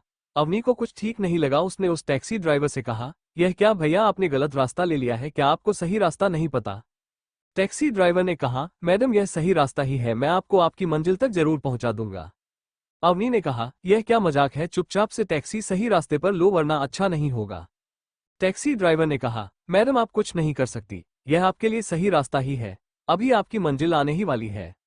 अवनी ने भाप लिया यह एक सीरियस प्रॉब्लम थी। उसने अपनी गन निकाली और पीछे से टैक्सी ड्राइवर के सर पर पॉइंट करते हुए कहा, यह जो मेरे हाथ में दिख रही है वो असली गन है, कोई खिलौना नहीं है। अभी के अभी अगर मेरी बात नहीं मानी तो जान से मार दूंगी। टैक्सी ड्राइवर ने तुरंत ब्रेक मार दी। अवनी को कुछ समझ आता उससे पहले ही वो टैक्सी से बाहर निकल गया। टैक्सी लॉक थी। वहां पर अंदर अचानक धुआं ही धुआं आ गया। अवनी ने खुद के चेहरे को कवर करने की कोशिश की, मगर उसकी सांसों में वो दवाई चली गई थी। वो बेहोश हो गई। अब अवनी की आंखें खुली तो सुबह हो चुकी थी। वो किसी मुलायम से बिस्तर पर लेटी हुई थी। वह अचानक उठी। उसे डर था कि कहीं उसके साथ कुछ गलत तो नहीं हो गया। उसने देखा उसके पास उसका कोई भी सामान नहीं था, मगर ऐसा भी नहीं लग रहा था कि उसे किडनैप करके या कहीं पर कैद करके रखा हो। वो लोग कोई चोर तो नहीं थे। तभी अवनी ने बाहर देखा। उसने देखा खिड़की के बाहर तो पानी ही पानी था। उसे कुछ समझ नहीं आया। वो दौड़कर कमरे से बाहर निकलने वाली थी कि वो सामने किसी इंसान से टकरा गई। अवनी की आंखों में गुस्सा भर गया। वो इंसान और कोई नहीं बल्कि किंग था। इस वक्त अवनी समुद्र के बीचों बीच थी। किंग हंसते हुए कहा, ओ मेरी रानी, कहाँ भाग रही हो? यहाँ चारों ओर पानी ही पानी है, तुम्हारा भागना वेस्ट है। तो अपनी ताकत वेस्ट करने की जगह तुम आराम से सो जाओ जैसे पहले सोई थी, ताकि तुम जब फिर से आंखें खोलो तो मेरे किंगडम में हो। किंग की बातें अवनी के कान में लावा की तरह थी। वो किंग की ओर गई। वो उसे मारना चाहती थी। उसके मुंह से निकला, घटिया इंसान, बल्कि तुम इंसान हो ही नहीं, राक्षस कहीं कहीं के। तुमने मेरी जिंदगी इस तरह से बर्बाद क्यों की? क्या मिला तुम्हें ऐसा करके? किंग की पॉकेट में गन थी। अवनी ने उसे निकाल लिया और किंग के ही सर पर रख दिया। मगर किंग बेफिक्र था। उसने हंसते हुए कहा, सोच लो अगर मुझे कुछ भी हुआ तो मेरे लोग उसे जान से मार सकते हैं जिसमें तुम्हारी जान बसती है। अवनी ने कहा, क्या मतलब तुम्हारा? किंग ने कहा, समझकर भी अनजान बनने की कोशिश कर रही हो। अगर मुझे कुछ भी हुआ तो मेरे लोग तुम्हारे प्यार को जान से मार देंगे। सोच लो मिस्टर अयान कपूर मर भी सकते हैं। मैं भले ही इंसान ना हूं, वो तो इंसान है ना। अवनी बहुत गुस्सा हो गई। उसने लगभग चिल्लाते हुए कहा, हाउ डे यू, तुम मुझे धमकी दे रहे हो? तुम उसे कुछ नहीं करोगे? किंग ने कहा, नहीं करूंगा, जब तक तुम मेरे साथ हो और तुम्हारे पेट में मेरा बच्चा सेफ है, सिर्फ तब तक। ये सुन के अवनी के हाथ से बंदूक नीचे गिर गई। उसका दिल रोने को हुआ। किंग जान चुका था कि वो प्रेग्नेंट थी। उसके पेट में किंग का बच्चा था। ये बात बार बार याद करके अवनी को बार बार खुद से नफरत हो रही थी। उसने धिक्कार भरी नजरों से किंग की ओर देखा और बेड पर आकर बैठ गई। किंग वहां से चला गया। वो लोग जब वापस आइलैंड पहुंचे तो फिर से रात हो चुकी थी। अवनी इस वक्त सो रही थी। किंग उसे अपनी बाहों में उठाकर कार में बिठा देता है। वो घर जाकर उसे वैसे ही बाहों में उठाकर बेड पर लेटा देता है। जब अवनी की नींद खुली तो वो किंग के बगल में लेटी हुई थी। वो अचानक बेड से नीचे उतर गई। उसकी आंखों में गुस्सा था। किंग इस वक्त शर्टलेस था। कमरे में अंधेरा था, मगर बाहर से हल्की हल्की रोशनी आ रही थी। अवनी ने किंग पर टेबल पर पड़ा पानी का गिलास फेंक दिया। वैसे किंग पहले ही जाग चुका था जब अवनी बेड से अचानक उठकर खड़ी हो गई थी। किंग धीरे से बेड से उठा और उसने अवनी की ओर बढ़ते हुए उससे कहा, ये तुम क्या कर रही हो? तुम्हारा यूं इस तरह बर्ताव करना हमारे बेबी के लिए अच्छा नहीं है। तुम ही सोचो उसका बिहेवियर किस तरह का होगा। अवनी ने कहा, अपने बाप से तो अच्छा ही होगा, अगर वो मुझसे कुछ सीखेगा तो। किंग ने गुस्से से अपने दांत पीसते हुए कहा, तुम्हें प्रॉब्लम क्या है? क्या तुम एक ही बार में मेरी बात मान नहीं सकती? चुपचाप सो जाओ यहाँ पर, मुझे कोई भी एक्सक्यूज नहीं चाहिए। अवनी ने अपना मुंह फेर लिया और अपने हाथ आगे बांधते हुए कहा, बिल्कुल नहीं, मैं तुम्हारे साथ एक बेड पर तो कभी नहीं सोऊंगी। जब किंग उसके पास आया और उसका हाथ पकड़ने को हुआ तो अवनी ने कहा, डोंट टच मी, मैं किसी की वाइफ हूं, मुझ पर तुम्हारा कोई हक नहीं। किंग ने कहा, तुम्हारे पेट में बच्चा है मेरा और यह हक तो पहले तुमने ही मुझे दिया था। अवनी ने चिल्लाते हुए कहा, वो एक धोखा था, फरेब था, तुमने मेरा फायदा उठाया था। किंग ने कहा, अपनी आवाज नीचे करो, मैं जा रहा हूं यहां से। किंग वहां से निकल गया। किंग के जाते ही अवनी ने चैन की सांस ली। किंग एक दूसरे कमरे में आ गया जो उस मास्टर बेडरूम से मिलता जुलता ही था, मगर उससे थोड़ा छोटा था। उसके बाल और आधा शरीर पानी से भीगा हुआ था। उसका मास्क भी भीग चुका था क्योंकि अवनी ने उस पर पानी जो फेंका था। किंग सबसे पहले बाथरूम में जाता है और वॉश बेसिन के सामने खड़े होकर मिरर में खुद को देखता है। वो अपने गीले बालों को टावल से पोंछ रहा था। मास्क के अंदर भी पानी चला गया था। उसने अपने मास्क को रिमूव किया। उसके सामने जो चेहरा था उसे देखकर किंग ने खुद से ही कहा, तुम्हारा कुछ नहीं हो सकता। तुम चाहे अयान कपूर हो या फिर किंग, अपनी वाइफ से तुम कभी नहीं जीत सकते। पूरा का पूरा बवंडर है, जिंदगी झंड करके रखी हुई है। अवनी के सामने जो एक सीक्रेट अभी तक नहीं खुला था वह यही था कि अयान कपूर उसका हस्बैंड था, वही था किंग। अयान ये सब कुछ अवनी की जान बचाने के लिए कर रहा था, जो वह अयान बनकर नहीं सकता था। वो उससे कोई भी बात नहीं मनवा सकता था, इसीलिए वो जबरदस्ती सेफ रखने के लिए यहाँ पर लाया था। मगर अवनी ने कुछ ही दिनों में उसे पागल बनाकर रख दिया था। जब से अवनी गई थी वो एक भी बार चैन की नींद नहीं सो पाया था। उसने पहले ही कमरे को लॉक कर दिया था। वह बेड पर जाकर सुकून से सो जाता है।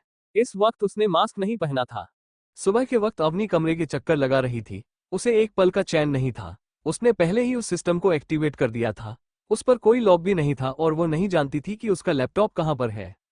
वो कमरे से बाहर भी नहीं जा सकती थी क्योंकि बेडरूम के दरवाजे को बाहर से किंग ने लॉक करके रखा था।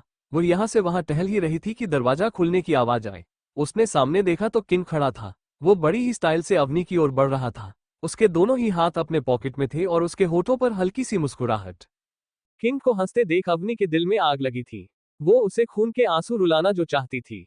अवनी ने तुरंत किंग से पूछा, जब मुझे यहाँ पर लेकर आए तो मेरे साथ मेरा सामान भी था, वो कहाँ पर है? तो किंग ने कहा, मुझे तुमसे मतलब है, तुम्हारे सामान से नहीं। मेरे लोगों के पास पैसों की कोई कमी नहीं, हो सकता उन लोगों ने वहीं कहीं फेंक दिया हो।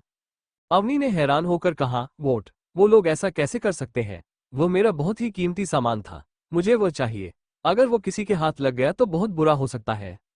वो बहुत ही हाइपर हो रही थी और परेशान भी। उसे इस तरह परेशान देख किंग सोफे पर बैठ गया और उसने प्रेडिक्शन लगाते हुए कहा, अच्छा अगर सोचो कि वो मेरे हाथ लग गया तो क्या होगा? अवनी ने अपनी आंखों को चौड़ी करते हुए कहा, क्या मतलब तुम्हारे हाथ लग गया तो? पहले तो अवनी कुछ समझ नहीं पाई, तो किंग ने कहा, हाँ वही तुम्हारा कीमती सामान। अवनी ने तुरंत उसके पास जाते हुए कहा, तो इसका मतलब वो तुम्हारे पास है। चलो अब जल्दी से मुझे मेरा सामान वापस दे दो, मुझे वह चाहिए। किंग ने अपनी जगह से खड़े होते हुए कमरे में इधर से उधर टहलते हुए अवनी से कहा, अच्छा मगर तुम उसका क्या करोगी? एक पैसे से भरा बैग जिसमें इंडियन करेंसी थी। तुम यहाँ हो, तुम्हें तो यहाँ कुछ भी मिल सकता है और पैसे की भी कोई जरूरत नहीं, और अगर कभी तुम चाहो तो मैं तुम्हें किसी भी कंट्री की कितनी भी करेंसी दिलवा सकता हूँ। और यहाँ तुम्हारे कपड़ों की तो न जाने कितने अलमारियां भरी हुई है। अवनी ने कहा, मैं उसकी बात नहीं कर रही, मेरे पास और भी बहुत कुछ था। किंग ने कहा, तुम्हारा वो फोन और लैपटॉप, उसका तुम्हें यहाँ क्या काम? वो तो मेरे पास बिल्कुल सेफ है, मैं कब से उन पर ही रिसर्च कर रहा हूँ। अवनी ने गुस्से से कहा, क्या मतलब तुम्हारा? तुमने क्या किया है? मत कहना कि तुमने उसे टच भी किया है, वरना अच्छा नहीं होगा।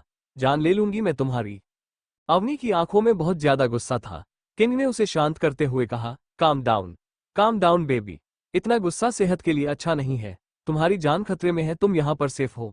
तुम जानती भी हो तुम कितनी ज्यादा बेवकूफ हो। Without any security how can you do this? Avni उसे हैरानी से देख रही थी। किंग ने आगे कहा, मजाक नहीं है ये, अंडरवर्ल्ड है, अगर नजर हटी तो दुर्घटना घटी। तुम्हें क्या लगता है तुम इतनी आसानी से सब कुछ पा सकती हो, सब पर अपना कंट्रोल कर सकती हो? अपने दुश्मनों को कभी कमजोर नहीं समझना चाहिए। अवनी ने इतरा कर कहा, मैं तुम्हारी तरह डरपोक नहीं हूं जो इस तरह खुद की पहचान छुपाने के लिए एक मुखौटे का सहारा लूं।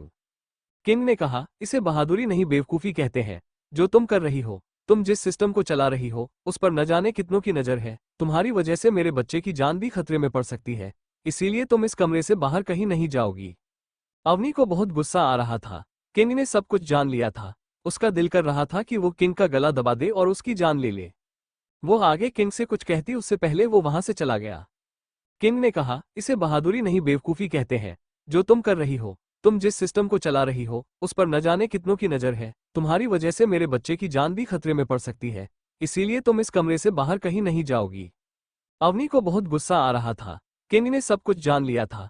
उसका दिल कर रहा था कि वो किंग का गला दबा दे और उसकी जान ले ले।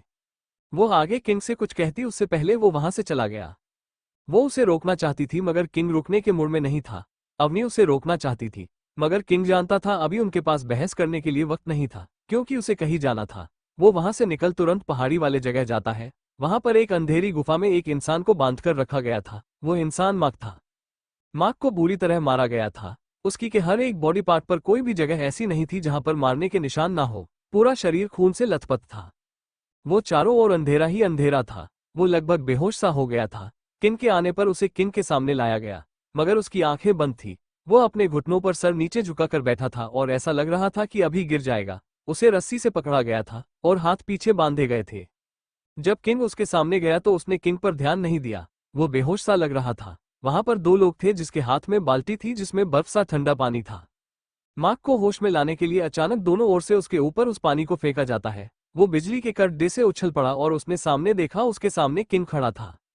किंग को अपने सामने देखकर भी मार्क के चेहरे पर डर नहीं था। डर सिर्फ उनके चेहरे पर भी देख सकते हैं जिसे किसी की फिक्र हो, जिसके पास ना कोई फैमिली ना कोई अपना हो, जिसे खुद की जान जाने की भी पड़ी ना हो, उसे कोई भी डरा नहीं सकता था।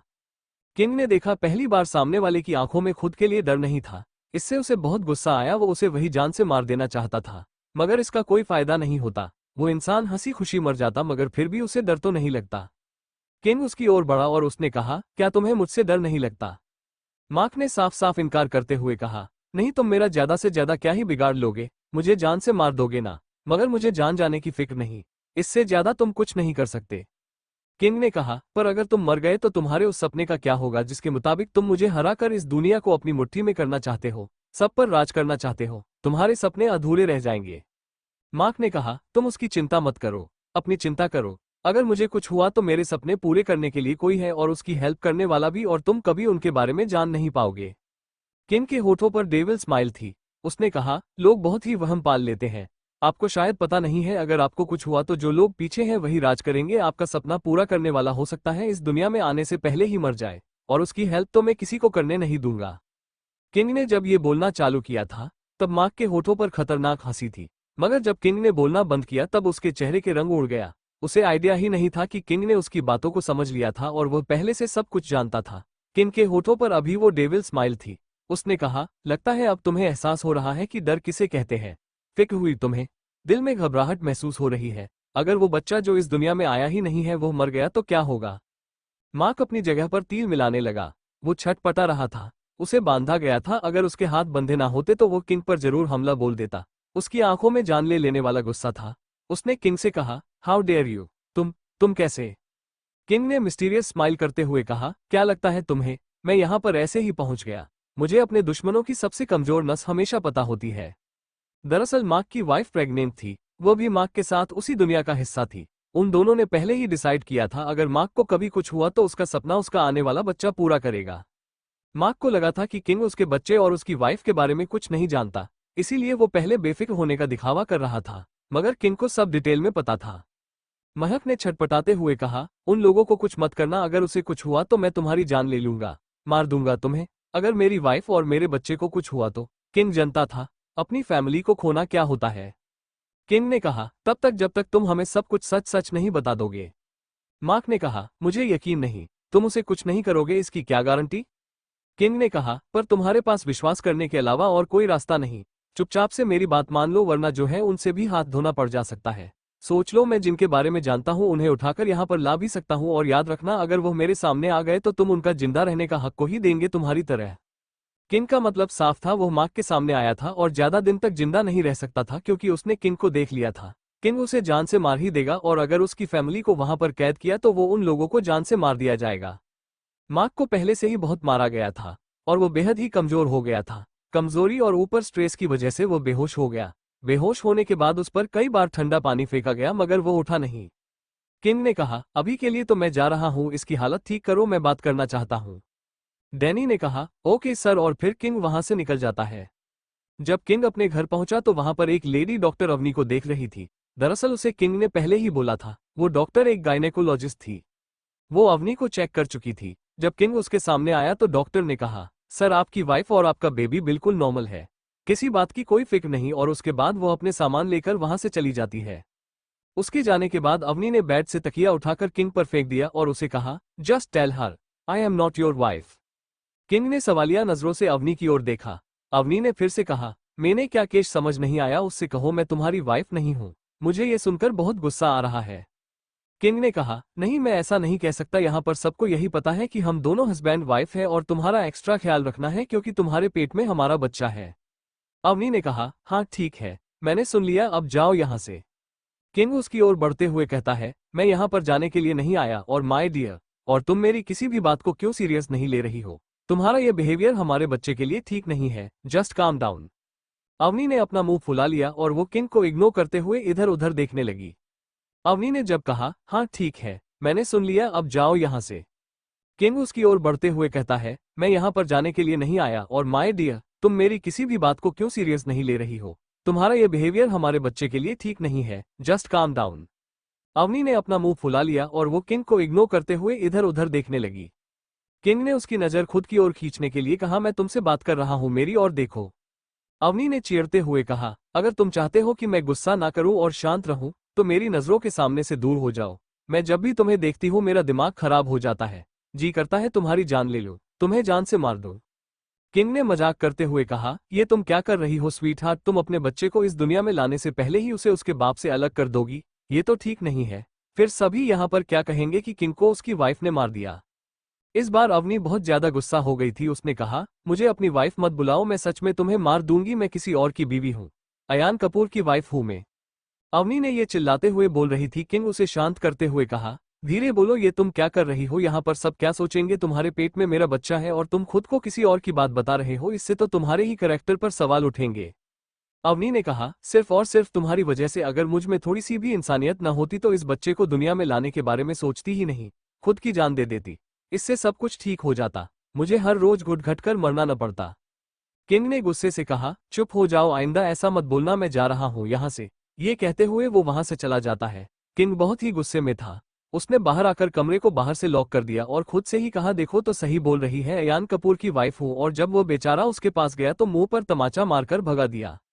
अवनी वहां से निकलने का रास्ता सोच रही थी। वो किसी भी कीमत पर वहां से जाना चाहती थी।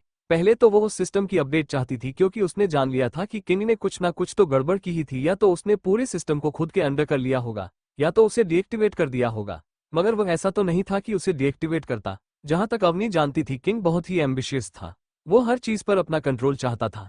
इसके हिसाब से तो वह जरूर उस सिस्टम को खुद के अंडर कर लेगा। अगर किंग ने ऐसा किया तो अवनी कभी भी उससे बदला नहीं ले पाएगी। अवनी ने सोचा कि यह पूरा आइलैंड सिक्योरिटी सिस्टम से चलता है। उसने पिछली बार तो छुपाते हुए यहां से जाने को सोचा था, मगर इस बार ऐसे ही भाग नहीं सकती थी। उसे पता लगाना था। वो किंग को, उसके आइलैंड को और उसके लोगों को सबको खत्म कर देना चाहती थी। किंग फिर से घर से निकलकर पहाड़ के पीछे वाले हिस्से में जाता है। अब मार्क को मारा नहीं जा रहा था, बल्कि उसकी ट्रीटमेंट की जा रही थी क्योंकि वो कुछ भी बात कर सके उस हालत में नहीं बचा था। उसे सिर्फ पीछे हाथ कर बांधा गया था। किंग वहां पर आया। वहां का माहौल बदल गया। सभी लोग अपना सर झुकाकर खड़े थे। मार्क के चेहरे पर अब डर साफ दिख रहा था। किंग को एक अलग ही सुकून मिला जब उसने सामने वाले के दिल में खुद के लिए डर देखा। वो यही चाहता था।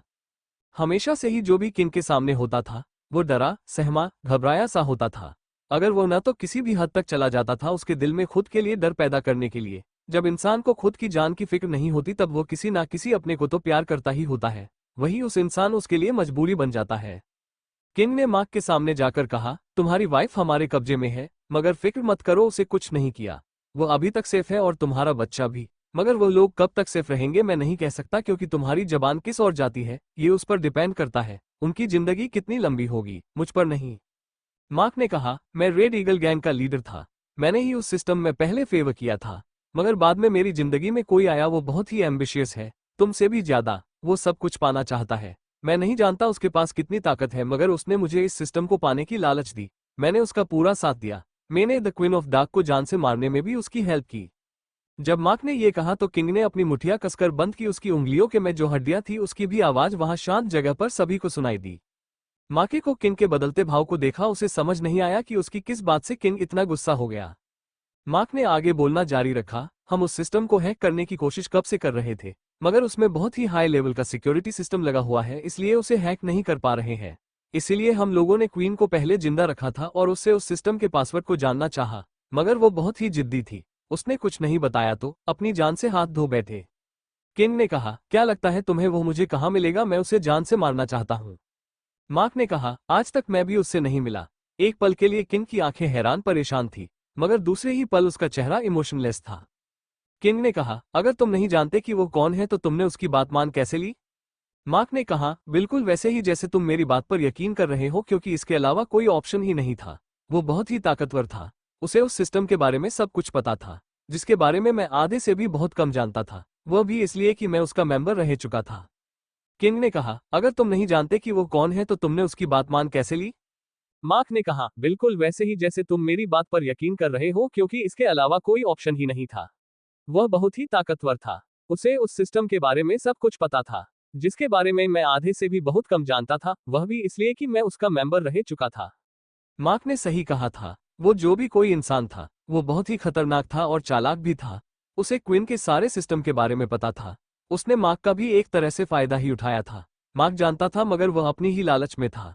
सब कुछ पाने का भूत उसके सर पर बुरी तरह चढ़ा हुआ था। किंग ने कहा, अगर तुम उसके बारे में कुछ नहीं जानते तो तुम्हारा भी जीने का कोई हक नहीं है। किंग ने अपनी बंदूक निकाली। वो मार्क को शूट करने ही वाला था, क्योंकि उसने अवनी की जान लेने की कोशिश की थी। अगर किंग ने उसे ना बचाया होता तो अवनी तो मर ही जाती। मार्क हंस रहा था। अभी कुछ देर पहले उसके चेहरे पर डर था, मगर अब वो डर कहीं गायब सा हो गया था। उसने किंग से कहा, मुझे मार दो, कोई फर्क नहीं पड़ता। मैंने वैसे भी जीने की उम्मीद छोड़ दी थी, मगर मेरी वाइफ और मेरे बच्चे को कुछ मत करना, प्लीज उन लोगों को छोड़ देना। मगर किंग ने इसका कोई जवाब नहीं दिया। उसने गोली चला दी। मार्क ने अपनी आंखें बंद कर ली, मगर एक जोर की आवाज आई। जंगल के आसपास जो भी परिंदे थे वो डर के मारे वहां से उड़ गए। आसपास के एनिमल्स घबरा गए। मार्क के दिल की धड़कनें भी इतनी तेज थी कि उसका दिल गले से बाहर ही आ जाता। मगर गोली चलने के बाद उसे एहसास हुआ कि गोली उसे नहीं लगी थी, वो जिंदा था। किंग ने गोली कुछ इंच साइड में चलाई थी, इसीलिए वो उसे नहीं लगी। मार्क अच्छे से जानता था कि किंग का निशाना एक शार्प शूटर की तरह था। वो कभी चूक नहीं सकता था। अगर यह गोली उसे नहीं लगी थी तो इसमें किंग का कोई बहुत बड़ा प्लान जरूर होगा। मार्क ने हैरानी से किंग की ओर देखा। किंग के होठों पर मुस्कुराहट थी, मगर उसमें कई मिस्ट्री थी।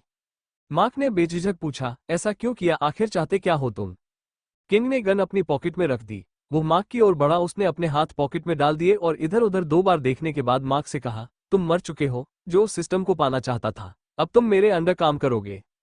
मार्क जोरों की हंसी हंसने लगा। कुछ पल के लिए वहां सन्नाटा छा गया।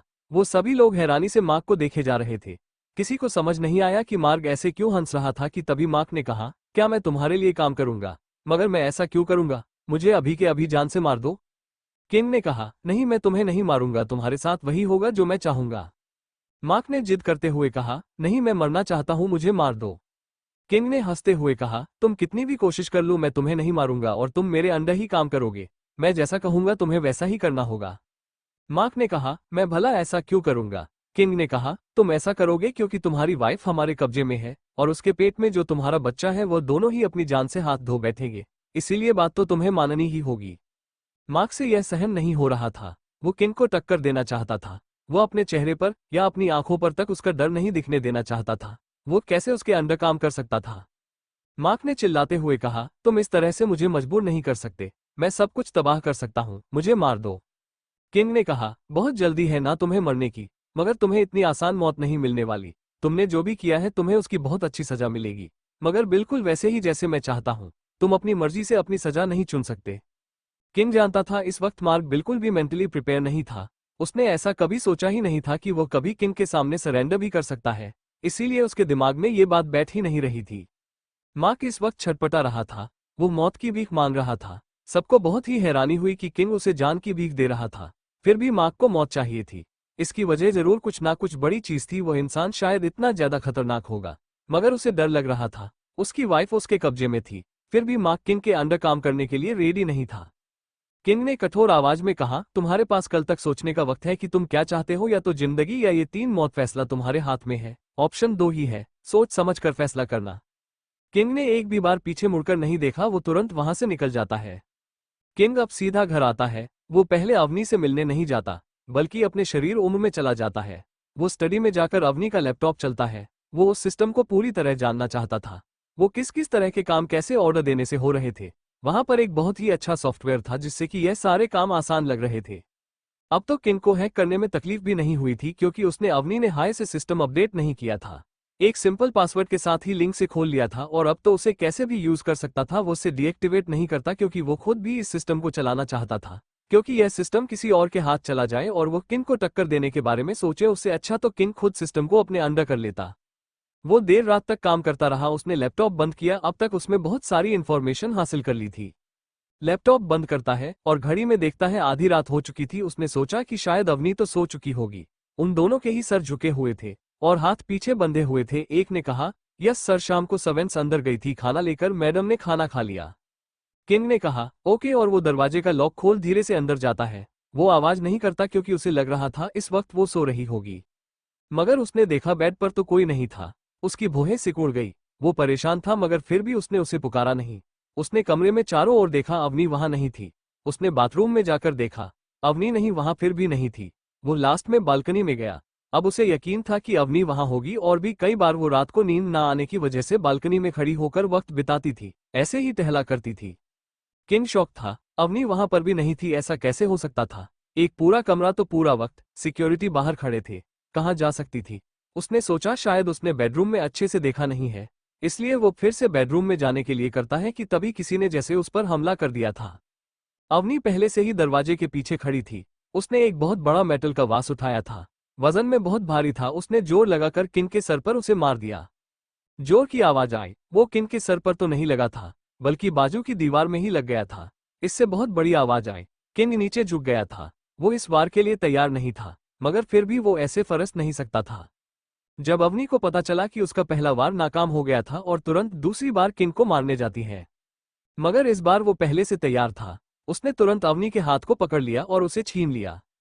उसने गुस्से से अवनी से कहा, ये तुम क्या कर रही हो, पागल हो गई हो क्या। उसने इस वास को जमीन पर रख दिया, सच में बहुत भारी था। अवनी की आंखों में गुस्सा था। किंग ने कहा, तुम इतनी भारी चीज लेकर इस तरह से लड़ाई झगड़ा कैसे कर सकती हो, क्योंकि तुम जानती हो कि तुम प्रेग्नेंट हो। क्या तुम्हें अपने बच्चे की भी फिक्र नहीं है। मत भूलो कि वह बच्चा सिर्फ मेरा नहीं है, वो उतना ही तुम्हारा भी है जितना कि मेरा। एक माँ होकर तुम ऐसा कैसे कर सकती हो। अवनी को लगा जैसे कि उसे इमोशनल ब्लैकमेल कर रहा था।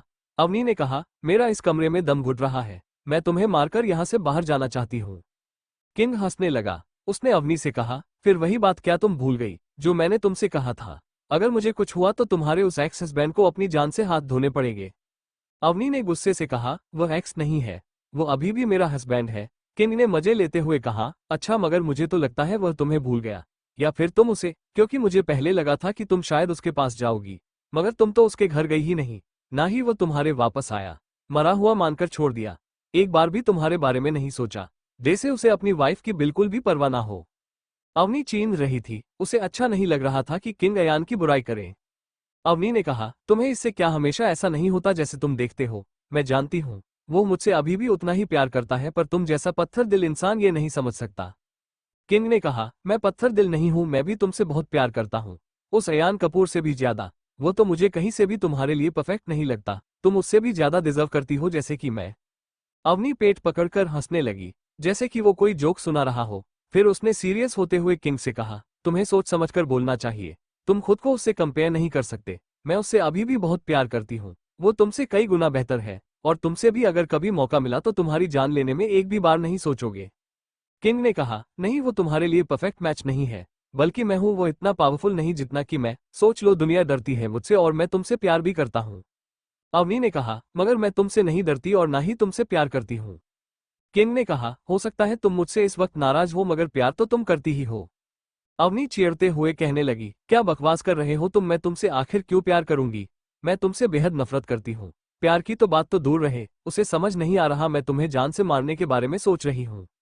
किंग ने कहा, नहीं, तुम प्यार तो करती ही हो, अगर तुम प्यार न करती तो तुम्हारे पेट में मेरा बच्चा कैसे होता। अवनी के पास कहने के लिए कुछ नहीं था। फिर किंग ने आगे कहा, मैंने तो तुम्हारे साथ कोई जबरदस्ती नहीं की थी, तुम खुद अपनी मर्जी से मेरे साथ। हमने उसे वही रोक दिया और कहा, जस्ट स्टॉप इट, मुझे उस बात का जिक्र भी पसंद नहीं। अगर मुझे यहाँ से बाहर नहीं जाने दे सकते तो तुम खुद यहाँ से चले जाओ, मैं तुम्हें एक भी पल ज्यादा बर्दाश्त नहीं कर पा रही। ये बोलकर उसके बाल बिना सुने चली जाती है। किंग उसके पीछे आ जाता है। अवनी रूम में आकर बेड पर लेटकर खुद को ब्लैंकेट से पूरा कवर करने की कोशिश करने लगती है। किंग जानता था उसे नींद नहीं आ रही, अवनी जाग रही थी। इस कमरे से बाहर जाना उसे अलाउड नहीं था, इसलिए उसका टाइम टेबल फिक्स नहीं था। वो जब नींद आती है तब सो जाती और बाकी का वक्त कमरे में ऐसे ही बीता देती थी। किंग ने अवनी के पास आकर उसके ब्लैंकेट को हटाने की कोशिश की। अवनी गुस्सा थी, वो बेड पर उठकर बैठ गई और कहा, क्या तुम्हें एक बार में सुनाई नहीं दिया जो मैंने तुमसे कहा यहाँ से जाओ? किंग ने कहा, नहीं मैं तो नहीं जा रहा, मुझे तो तुमसे बात करनी है। तुम यहाँ पर पूरा दिन बोर हो जाती हो ना, तो चलो मैं तुम्हारा कुछ वक्त बिताने में हेल्प करता हूँ। अवनी ने मना करते हुए कहा, नहीं मुझे अपनी बोरियत दूर करने के लिए तुम्हारी जरूरत नहीं, सो प्लीज तुम जा सकते हो। किंग ने कहा, मगर मुझे जरूरत है तुमसे बात करने की। अवनी इसका बिना जवाब दिए बेड पर चुपचाप बैठी रही। किंग वहीं पर खड़ा था। उसने अपने हाथ आगे बांध लिए। अवनी से कहा, क्या तुम पूरा दिन ऐसे लड़ती रहती हो, ये जानते हुए भी कि तुम मुझसे झूठ भी बोल नहीं सकती और यहाँ से कभी जा भी नहीं सकते? अब तो बाहर सिक्योरिटी भी बहुत टाइट है, मैंने एक बार तुम्हारा भरोसा करके देख लिया, बार बार गलतियां नहीं करता मैं। अवनी ने कोई जवाब नहीं दिया। क्यों, अच्छा नहीं लगा? उसने सोचा कि वह क्या कहे कि अवनी उसे सामने जवाब दे या उससे बात करे, तो उसने कुछ सोचकर फिर से वही बात कंटिन्यू की। अच्छा, तो हम थोड़ी देर पहले तुम्हारे पति के बारे में बात कर रहे थे, जो समझता है कि तुम मर चुकी हो। बेचारा, जानती हो मुझे इस पर दया आ रही है। किंग फिर से अयान का जिक्र कर रहा था। मयंक एजुकेशन। अवनी की आंखों में गुस्सा भर गया। वो चिढ़कर किंग की ओर देखने लगी। अवनी को खुद की ओर घूरते देख किंग ने कहा, क्या लगता है तुम्हें मुझे उस पर क्यों इतनी दया आ रही होगी? जब अवनी ने उसका जवाब नहीं दिया तो किंग आगे से ही बोल दिया, बेचारा, उसने तुम्हें मरा हुआ समझ लिया। उसे तो पता भी नहीं होगा कि तुम जिंदा हो, और तुम अपने नए आशिक के बच्चे की मां भी बनने वाली हो। अवनी ने अपनी मुठ्ठियां कस ली। उसकी मुट्ठियों में चादर दबी हुई थी। अवनी को वो पल याद आया जब उसने सारी बात अयान को बताई थी, मगर फिर भी अयान उसे अपने साथ ले जाना चाहता था। वो किसी भी हालत में उसके साथ नहीं जाना चाहती थी, तो उसने अयान को जोरदार तमाचा उसके गाल पर मार दिया था। अवनी को बहुत गिल्टी फील हो रहा था। अयान कितना ज्यादा अच्छा था। वो उसे इतना प्यार करता था कि किसी भी हालत में उसका साथ देना चाहता था, मगर अवनी ने खुद ही अलग रास्ता चुना था। उसका दिल कर रहा था कि वो रोने लगे, मगर यहाँ पर उसके आंसू पोंछने वाला कोई नहीं था। फिर किंग ने उसके मजे लेते हुए कहा, तुम मानो या ना मानो, मगर मैं जानता हूं तुम मुझसे बहुत प्यार करती हो। अवनी ने इस बार किंग की बात का जवाब दिया और कहा, यह तुम्हारा वहम है, ऐसा वहम जो कभी सच नहीं हो सकता। किंग ने कहा, यह कोई वहम नहीं, सच ही है। हो सकता है तुम अभी भी उसे भूल ना पाई हो, इसलिए मेरे साथ इस तरह का बिहेव कर रही हो, मगर जब तुम उसे भूल जाओगी तो तुम मुझसे प्यार करने लगोगी, और तब मैं तुम्हें इस तरह कैद करके भी नहीं रखूंगा, वैसे रखूंगा जैसे मैंने तुम पहले रखा था। अवनी ने कॉन्फिडेंस से कहा, तुम सपने देखते रहो, ऐसा कभी नहीं होगा। जो वक्त गया है वो सिर्फ धोखा था, और वही धोखा तुम दोबारा मुझे नहीं दे सकते। जान दे दूंगी मगर तुम्हारे साथ, वैसे तो अब मैं कभी नहीं हो सकती। किंग ने कहा, तुम बार बार की बात क्यों कर देती हो? जान, लोगों की जान होगी सस्ती, मगर हमारी जान बहुत कीमती है, इतनी आसानी से नहीं जा सकती। अवनी ने किंग की आंखों में देखते हुए कहा, ऐसा सिर्फ तुम्हें लगता है। मुझे सिर्फ एक गोली चाहिए, एक ही सूट में तुम्हें इस दुनिया से उठा दूंगी, दूसरे की तो जरूरत ही नहीं पड़ेगी। किंग ने कहा, यह तो गलत बात है स्वीट हार्ट, बार बार मुझे मारने की बात करती जा रही हो। क्या तुम्हें याद नहीं, तुम मेरी बाहों में आकर मुझसे प्यार भरी बातें करती थी, मेरे करीब होकर मुझे प्यार करती थी, मेरे टच के लिए तरसती थी। किंग ने कहा, भले ही मैंने तुमसे झूठ बोला था, मगर तुम्हें प्यार तो हुआ ही था। तुम चाहने लगी थी मुझे, मुझे अपना सब कुछ समझती थी, हर पर हर एक लम्हा मेरे साथ रहना चाहती थी। तब तो तुम यही चाहती थी कि हम दोनों पूरी जिंदगी इसी ही साथ रहे और हमारे बीच कोई ना आए। किंग की बातों ने अवनी को बेचैन कर दिया था। उसे सच में किंग से प्यार हुआ ही था। वो उसके ही ख्यालों में पूरा दिन बिता दिया करती थी। किंग ने कहा, सच सच बताना, तुम्हें किससे ज्यादा प्यार हुआ था, मुझसे या उस अयान से? अवनी ने कहा, तुम एक बुरे सपने की तरह हो जिसे मैं चाह कर भी भूल नहीं सकती, और वो मेरा गुजरा हुआ कल है जो ना चाहते हुए भी मेरे हाथों से छूट रहा है, सिर्फ और सिर्फ तुम्हारी वजह से। आज मुझे खुद से नफरत ना होती अगर मैंने तुमसे कभी प्यार ना किया होता। किंग कब से यह सुनने के लिए तरस रहा था। भले ही अवनी बोल रही हो कि उसे इस वक्त उससे नफरत थी, वो उसे जान से मार देना चाहती थी, मगर यह बात भी सच है कि उसे किंग से प्यार तो हुआ ही था। किंग ने कहा, तुम्हारा प्यार झूठा है। अगर तुम अयान से प्यार करती तो दोबारा मुझसे प्यार ना कर पाती, इसीलिए तुम उसे भूल जाओ, तुम्हारा सच्चा प्यार में ही हूं, और वैसे भी तुम चाहकर भी उसके पास वापस नहीं जा पाओगी, मेरे बच्चे के साथ तो बिल्कुल नहीं। तो तुम क्यों खुद की जिंदगी इस कदर बर्बाद कर रही हो? क्यों मेरे साथ खुश रहने के बारे में नहीं सोच रही?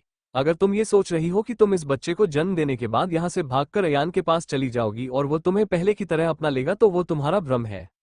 अवनी ने कहा, इसकी फिक्र तुम मत करो, मैं अब कभी लौटकर उसके पास नहीं जाने वाली, और इससे भी ज्यादा ये बात पक्की है कि तुम्हारे पास तो बिल्कुल नहीं रहने वाली।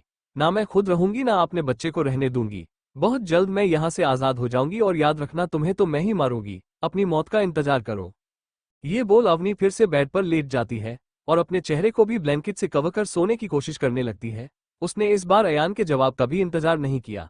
वह बार बार उसे धमकी दे रही थी कि वो उसे जान से मार देगी, मगर फिर भी किंग बेफिक्र था। वो उसे नुकसान नहीं पहुंचा सकता था।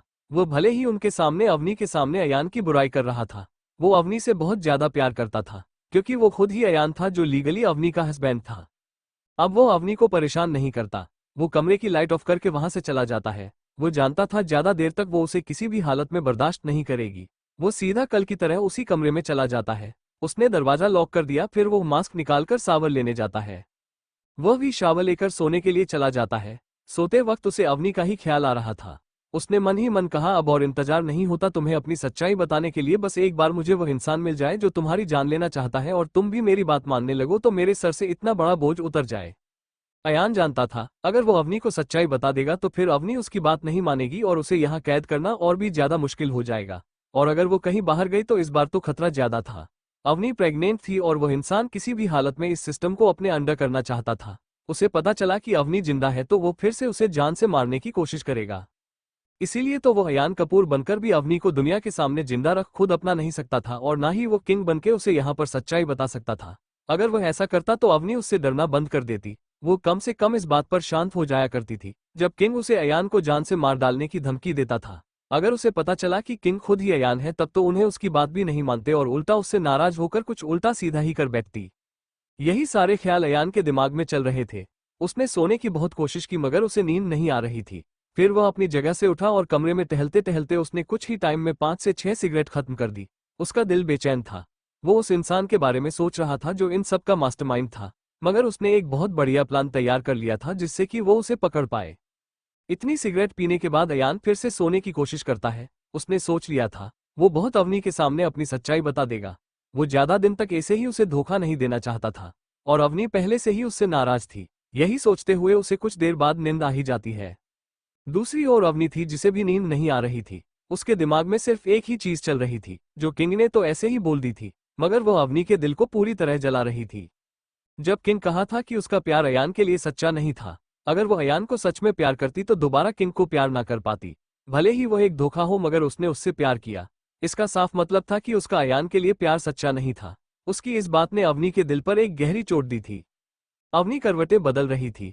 उसे अब रिग्रेट हो रहा था कि क्यों उसने अयान को तमाचा मारा और खुद से दूर जाने के लिए कह दिया। कम से कम वो उसके साथ चली जाती। वो किंग से बदला लेने में उसके हाथ जरूर देता। मगर इन सब में उनका क्या कसूर था? वो क्यों इन सारी चीजों को की भुगतान करे? और वो अयान के साथ अन्याय नहीं करना चाहती थी। अवनी आखिरकार बेड से उठ ही जाती है। वो सच में सोना नहीं चाहती थी। वो बालकनी में जाकर टहलने की सोचती है। उसे वो वास दिखा जो रास्ते में पड़ा था। उसे वो लम्हा याद आ गया जब उसका मौका छूट गया और किंग बच गया। वह आगे बढ़ी तो उसके पैरों पर कुछ आया। ये चीज अवनी लिए नई नहीं थी, बल्कि इसे देखकर तो वो बुरी तरह बेचैन हो गई। चांद की रोशनी बालकनी में आ रही थी। अवनी नीचे झुकी और उसके पैरों में जो आया था वो उसने उठा लिया। वो ब्रेसलेट था जो कभी टुकड़ों में था, जिसके एक टुकड़ा न जाने कितने सालों से उसके पास था और एक टुकड़ा अयान के पास था। मगर आज वो ब्रेसलेट जुड़ा हुआ था और वो यहाँ इतनी दूर इस आइलैंड पर और उसी के कमरे में था। अवनी सोचने पर मजबूर हो गई कि आखिर यह ब्रेसलेट यहाँ पर कैसे आया। उसे एक पल के लिए ऐसा लगा जैसे कहीं अयान तो यहाँ पर नहीं आया है, मगर दूसरे ही पल उसका एक ख्याल फिर खत्म हो गया जब उसने इस बारे में सोचा इस कमरे में तो जब से वह आई थी तब से वह अकेली ही है। एक बार एक लेडी डॉक्टर और नर्स और वक्त वक्त पर खाना लेकर आने वाली सर्वेंट्स के अलावा यहाँ पर कोई नहीं आया था। वो अपने दिमाग पर जोर लगाती है कि आखिर यह ब्रेसलेट कैसे आया होगा। उसकी दिल की धड़कन इतनी ज्यादा तेज हो गई थी कि उसने अपने सीने पर हाथ रख लिया। तब उसे ख्याल आया कि कुछ वक्त पहले ही यहाँ पर किंग खड़ा हुआ था और वह अचानक नीचे झुका था। यह वही जगह थी। अवनी को पक्का यकीन हो गया कि यह ब्रेसलेट किंग से ही गिरा था। मगर सवाल ये आता है कि आखिर किंग के पास यह ब्रेसलेट कैसे आया। अवनी के लिए यह बात एक बहुत बड़ी मिस्ट्री की तरह थी। इस ब्रेसलेट की कीमत तो सिर्फ अयान ही जानता था। सिर्फ अयान ही जानता था कि अवनी के लिए यह कितना ज्यादा इंपॉर्टेंट था। यह अवनी के मॉम की आखिरी निशानी थी उसके पास, और शायद कितने सालों से अयान की भी। अवनी को वो पल याद आ जाता है जब उसने अयान को ये ब्रेसलेट देते हुए कहा था, आयु इसे ठीक करवा देना। अयान को बचपन में अवनी आयु ही बुलाती थी। आयु ने कहा था, हाँ रूही, जब तुम आ जाओगी मैं तब तक इसे ठीक करवा लूंगा। तभी अवनी के दिमाग में एक चीज आती है, रूही। आयु ने उसे रूही कहा था, अवनी का चाइल्डहुड नेम रूही। तभी अवनी के दिमाग में कुछ और आया। किंग ने भी अवनी को यही बताया था कि उसका नाम रूही है और उसके पास ये ब्रेसलेट मिलना ये कोई इत्तेफाक कैसे हो सकता था। किंग एक ऐसी पहचान थी जो अंडरवर्ल्ड की दुनिया में अस्तित्व रखती थी। तो फिर नॉर्मल जिंदगी में किंग कौन था? अवनी को एक ऐसा ख्याल आया जिसने उसे हिलाकर रख दिया। तभी अवनी के दिमाग में एक चीज आती है, रूही। आयु ने उसे रूही कहा था, अवनी का चाइल्डहुड नेम रूही। तभी अवनी के दिमाग में कुछ और आया। किंग ने भी अवनी को यही बताया था कि उसका नाम रूही है और उसके पास ये ब्रेसलेट मिलना ये कोई इत्तेफाक कैसे हो सकता था। किंग एक ऐसी पहचान थी जो अंडरवर्ल्ड की दुनिया में अस्तित्व रखती थी। तो फिर नॉर्मल जिंदगी में किंग कौन था? अवनी को एक ऐसा ख्याल आया जिसने उसे हिलाकर रख दिया, मगर वो इस बारे में बिल्कुल भी श्योर नहीं थी। फिर वो इस ख्याल को अपने दिमाग से झटक देती है। अवनी उस ब्रेसलेट को छुपा देती है ताकि वो ब्रेसलेट किंग को वापस ना मिल पाए। अवनी के लिए वो ब्रेसलेट बहुत ज्यादा इंपॉर्टेंट था। उस ब्रेसलेट को रखकर अवनी बेड आ जाती है, उसके बाद वो सो जाती है। दूसरे दिन सुबह किंग जल्दी जग गया था। वो आधी रात तक काम करने के बावजूद भी सुबह जरा सा भी देर तक सोकर अपना वक्त बर्बाद नहीं करता। वो सुबह अपने टाइम पर ही रेडी हो गया। वो अवनी से मिलने उसके कमरे में जा रहा था। हालांकि वो जानता था अवनी उसके आने पर खुश नहीं होगी, मगर वो फिर भी गया तो सही। किंग ने जैसे ही बेडरूम का दरवाजा खोला, उसने देखा कि अवनी तो अभी भी सोई हुई थी। फिर उसने अवनी को डिस्टर्ब नहीं किया। वो हल्के से कमरे का दरवाजा बंद कर देता है। वो पीछे मुड़कर आ रहा था, तभी उसे सामने देने आ गया। अवनी ने अपने हाथ पीछे कर सर झुकाकर किंग से कहा, सर एक अच्छी खबर है। वो मार्क ने आपकी बात मान ली है। वो हमारा काम करने के लिए तैयार है। किंग के चेहरे पर डेविल स्माइल थी। उसने डेनी से कहा, मुझे पहले से मालूम था उसे हमारी बात माननी ही होगी। ये बोल किंग डेनी के साथ चला जाता। वो दोनों ही मार्क से मिलने के लिए निकल जाते हैं। मार्क ने किंग की बात मान ली थी। उसके पास वैसे भी कोई और ऑप्शन नहीं था। किंग ने उसे उसकी वाइफ और उसके होने वाले बच्चे को मारने की धमकी दी थी। उससे बढ़कर तो फिर अनारों की जिंदगी में और कोई नहीं था। उससे अपनी जान तक इससे आगे प्यारी नहीं थी। कुछ ही देर में वो लोग मार्क के पास पहुंच जाते हैं। किंग मार्क के सामने खड़ा था। मार्क का सर झुका हुआ था। उसने डोमिनेंटली कहा, मैं वो सब कुछ करने के लिए तैयार हूं जैसा तुम कहोगे, मुझे बस तुमसे एक वादा चाहिए। किंग ने कहा, वो क्या? मार्क ने कहा, तुम मेरी बीवी और बच्चे को कुछ नहीं करोगे? किंग ने कहा, अगर तुम मेरी बात मानोगे तो तुम्हें यकीन दिलाता हूं, उन्हें कुछ नहीं होगा बल्कि उन्हें एक बेहतर लाइफ नसीब होगी। माइक ने कहा, मैं बस इसीलिए तुम्हारी सारी बात मान रहा हूं, अपने वादे से मुकरना मत। किंग ने कहा, दुनिया गवाह है और तुम खुद भी जानते हो दुनिया में कुछ भी हो सकता है, मगर किंग अपने किए हुए वादे को कभी नहीं तोड़ेगा। उसके बाद किंग ने कहा, मुझे एक बार तुम खुद भी याद रखना, तुम पर भरोसा करके तुम्हें बहुत जरूरी काम सौंपा जा रहा है, तो कम से कम अपने अंडरस्को में किंगफिशर तारी करने का विचार मत लाना, वरना अपने पैदा होने पर पछताओगे। मार्च में कहा, ऐसा कभी नहीं होगा। मैं वादा करता हूं, मैंने सब कुछ पहले से सोच समझकर तुमसे बोला है। 3 कोस की बात पर यकीन था, क्योंकि मार्क ने यह फैसला सोच समझ कर लिया था। किंग के कहने पर माल को छोड़ दिया जाता है। जलाए रखन एलएलजी ने उसके हाथ छूकर गए थे। उसका पूरा शरीर बुरी तरह जख्मी था। उनके सामने ही माल को पीने के लिए पानी दिया गया। उसके बाद मार्क ने किंग से पूछा, अब बताओ मुझे क्या करना होगा? किंग ने कहा, तुम यहाँ से फिर से वही जाना जहाँ से तुम्हें यहाँ लाया गया था। सीखो, एक बात पता नहीं चलना चाहिए कि तुम्हें यहाँ पर कैद भी किया गया था, और वापस जाकर तुम्हें ऐसी अफवाह फैलाने हैं कि तुमने the queen of the queen के सिस्टम को हासिल कर लिया है। माँ के चेहरे पर हैरानी थी। मार्क ने कहा, मगर इससे क्या होगा? किंग ने कहा, अगर सबको पता चलेगा कि क्वीन का सिस्टम तुम्हारे पास है तो जरूर उस इंसान के पास भी यह बात जरूर आएगी और वह किसी ना किसी तरह तुमसे कांटेक्ट करने की कोशिश करेगा, और इसी बीच हम ऐसा कुछ करेंगे कि उसकी पहचान हमारे सामने आ जाए। किंग की बात से मार्क सहमत था। शायद उनका यह आइडिया काम कर जाए, क्योंकि वो आदमी पहले से ही न जाने कितने वक्त से दी क्वीन ऑफ डार्क के उस सिस्टम के पीछे पड़ा था। अगर उसे पता चलता कि मार्क के हाथ वो सिस्टम किसी तरह आ गया है तो वो उससे कांटेक्ट करना कभी नहीं छोड़ता। किंग के ऑर्डर्स पर मार्क को वही वापस भेज दिया जाता है जहां से उसे लाया गया था। ऐसा पहली बार हुआ था कि किंग ने किसी को जिंदा छोड़ दिया था, वह भी अपने रिस्क पर, क्योंकि इस बार सवाल द क्वीन की जिंदगी का था। वो किसी भी हालत में उस इंसान का पता लगाना चाहता था जिसने किंग को मारने की कोशिश की है। किंग मार्क से मिलकर वापस घर आ जाता है। अब तक तो अवनी भी जग चुकी थी। वो शावर लेकर फ्रेश हो गई थी। जब किंग उसे मिलने के लिए आया तो पहले से ही सर्वेंट्स अवनी के लिए नाश्ता ले जा चुकी थी। किंग अवनी से मिलने के लिए उसके बेडरूम में गया तो अवनी नाश्ता कर रही थी। अवनी ने ऑलमोस्ट नाश्ता कर ही लिया था। उसने अपना नाश्ता कंप्लीट किया, फिर वो टहलने के लिए बालकनी में चली गई। उसने सामने खड़े किंग को तो नजरअंदाज ही कर दिया।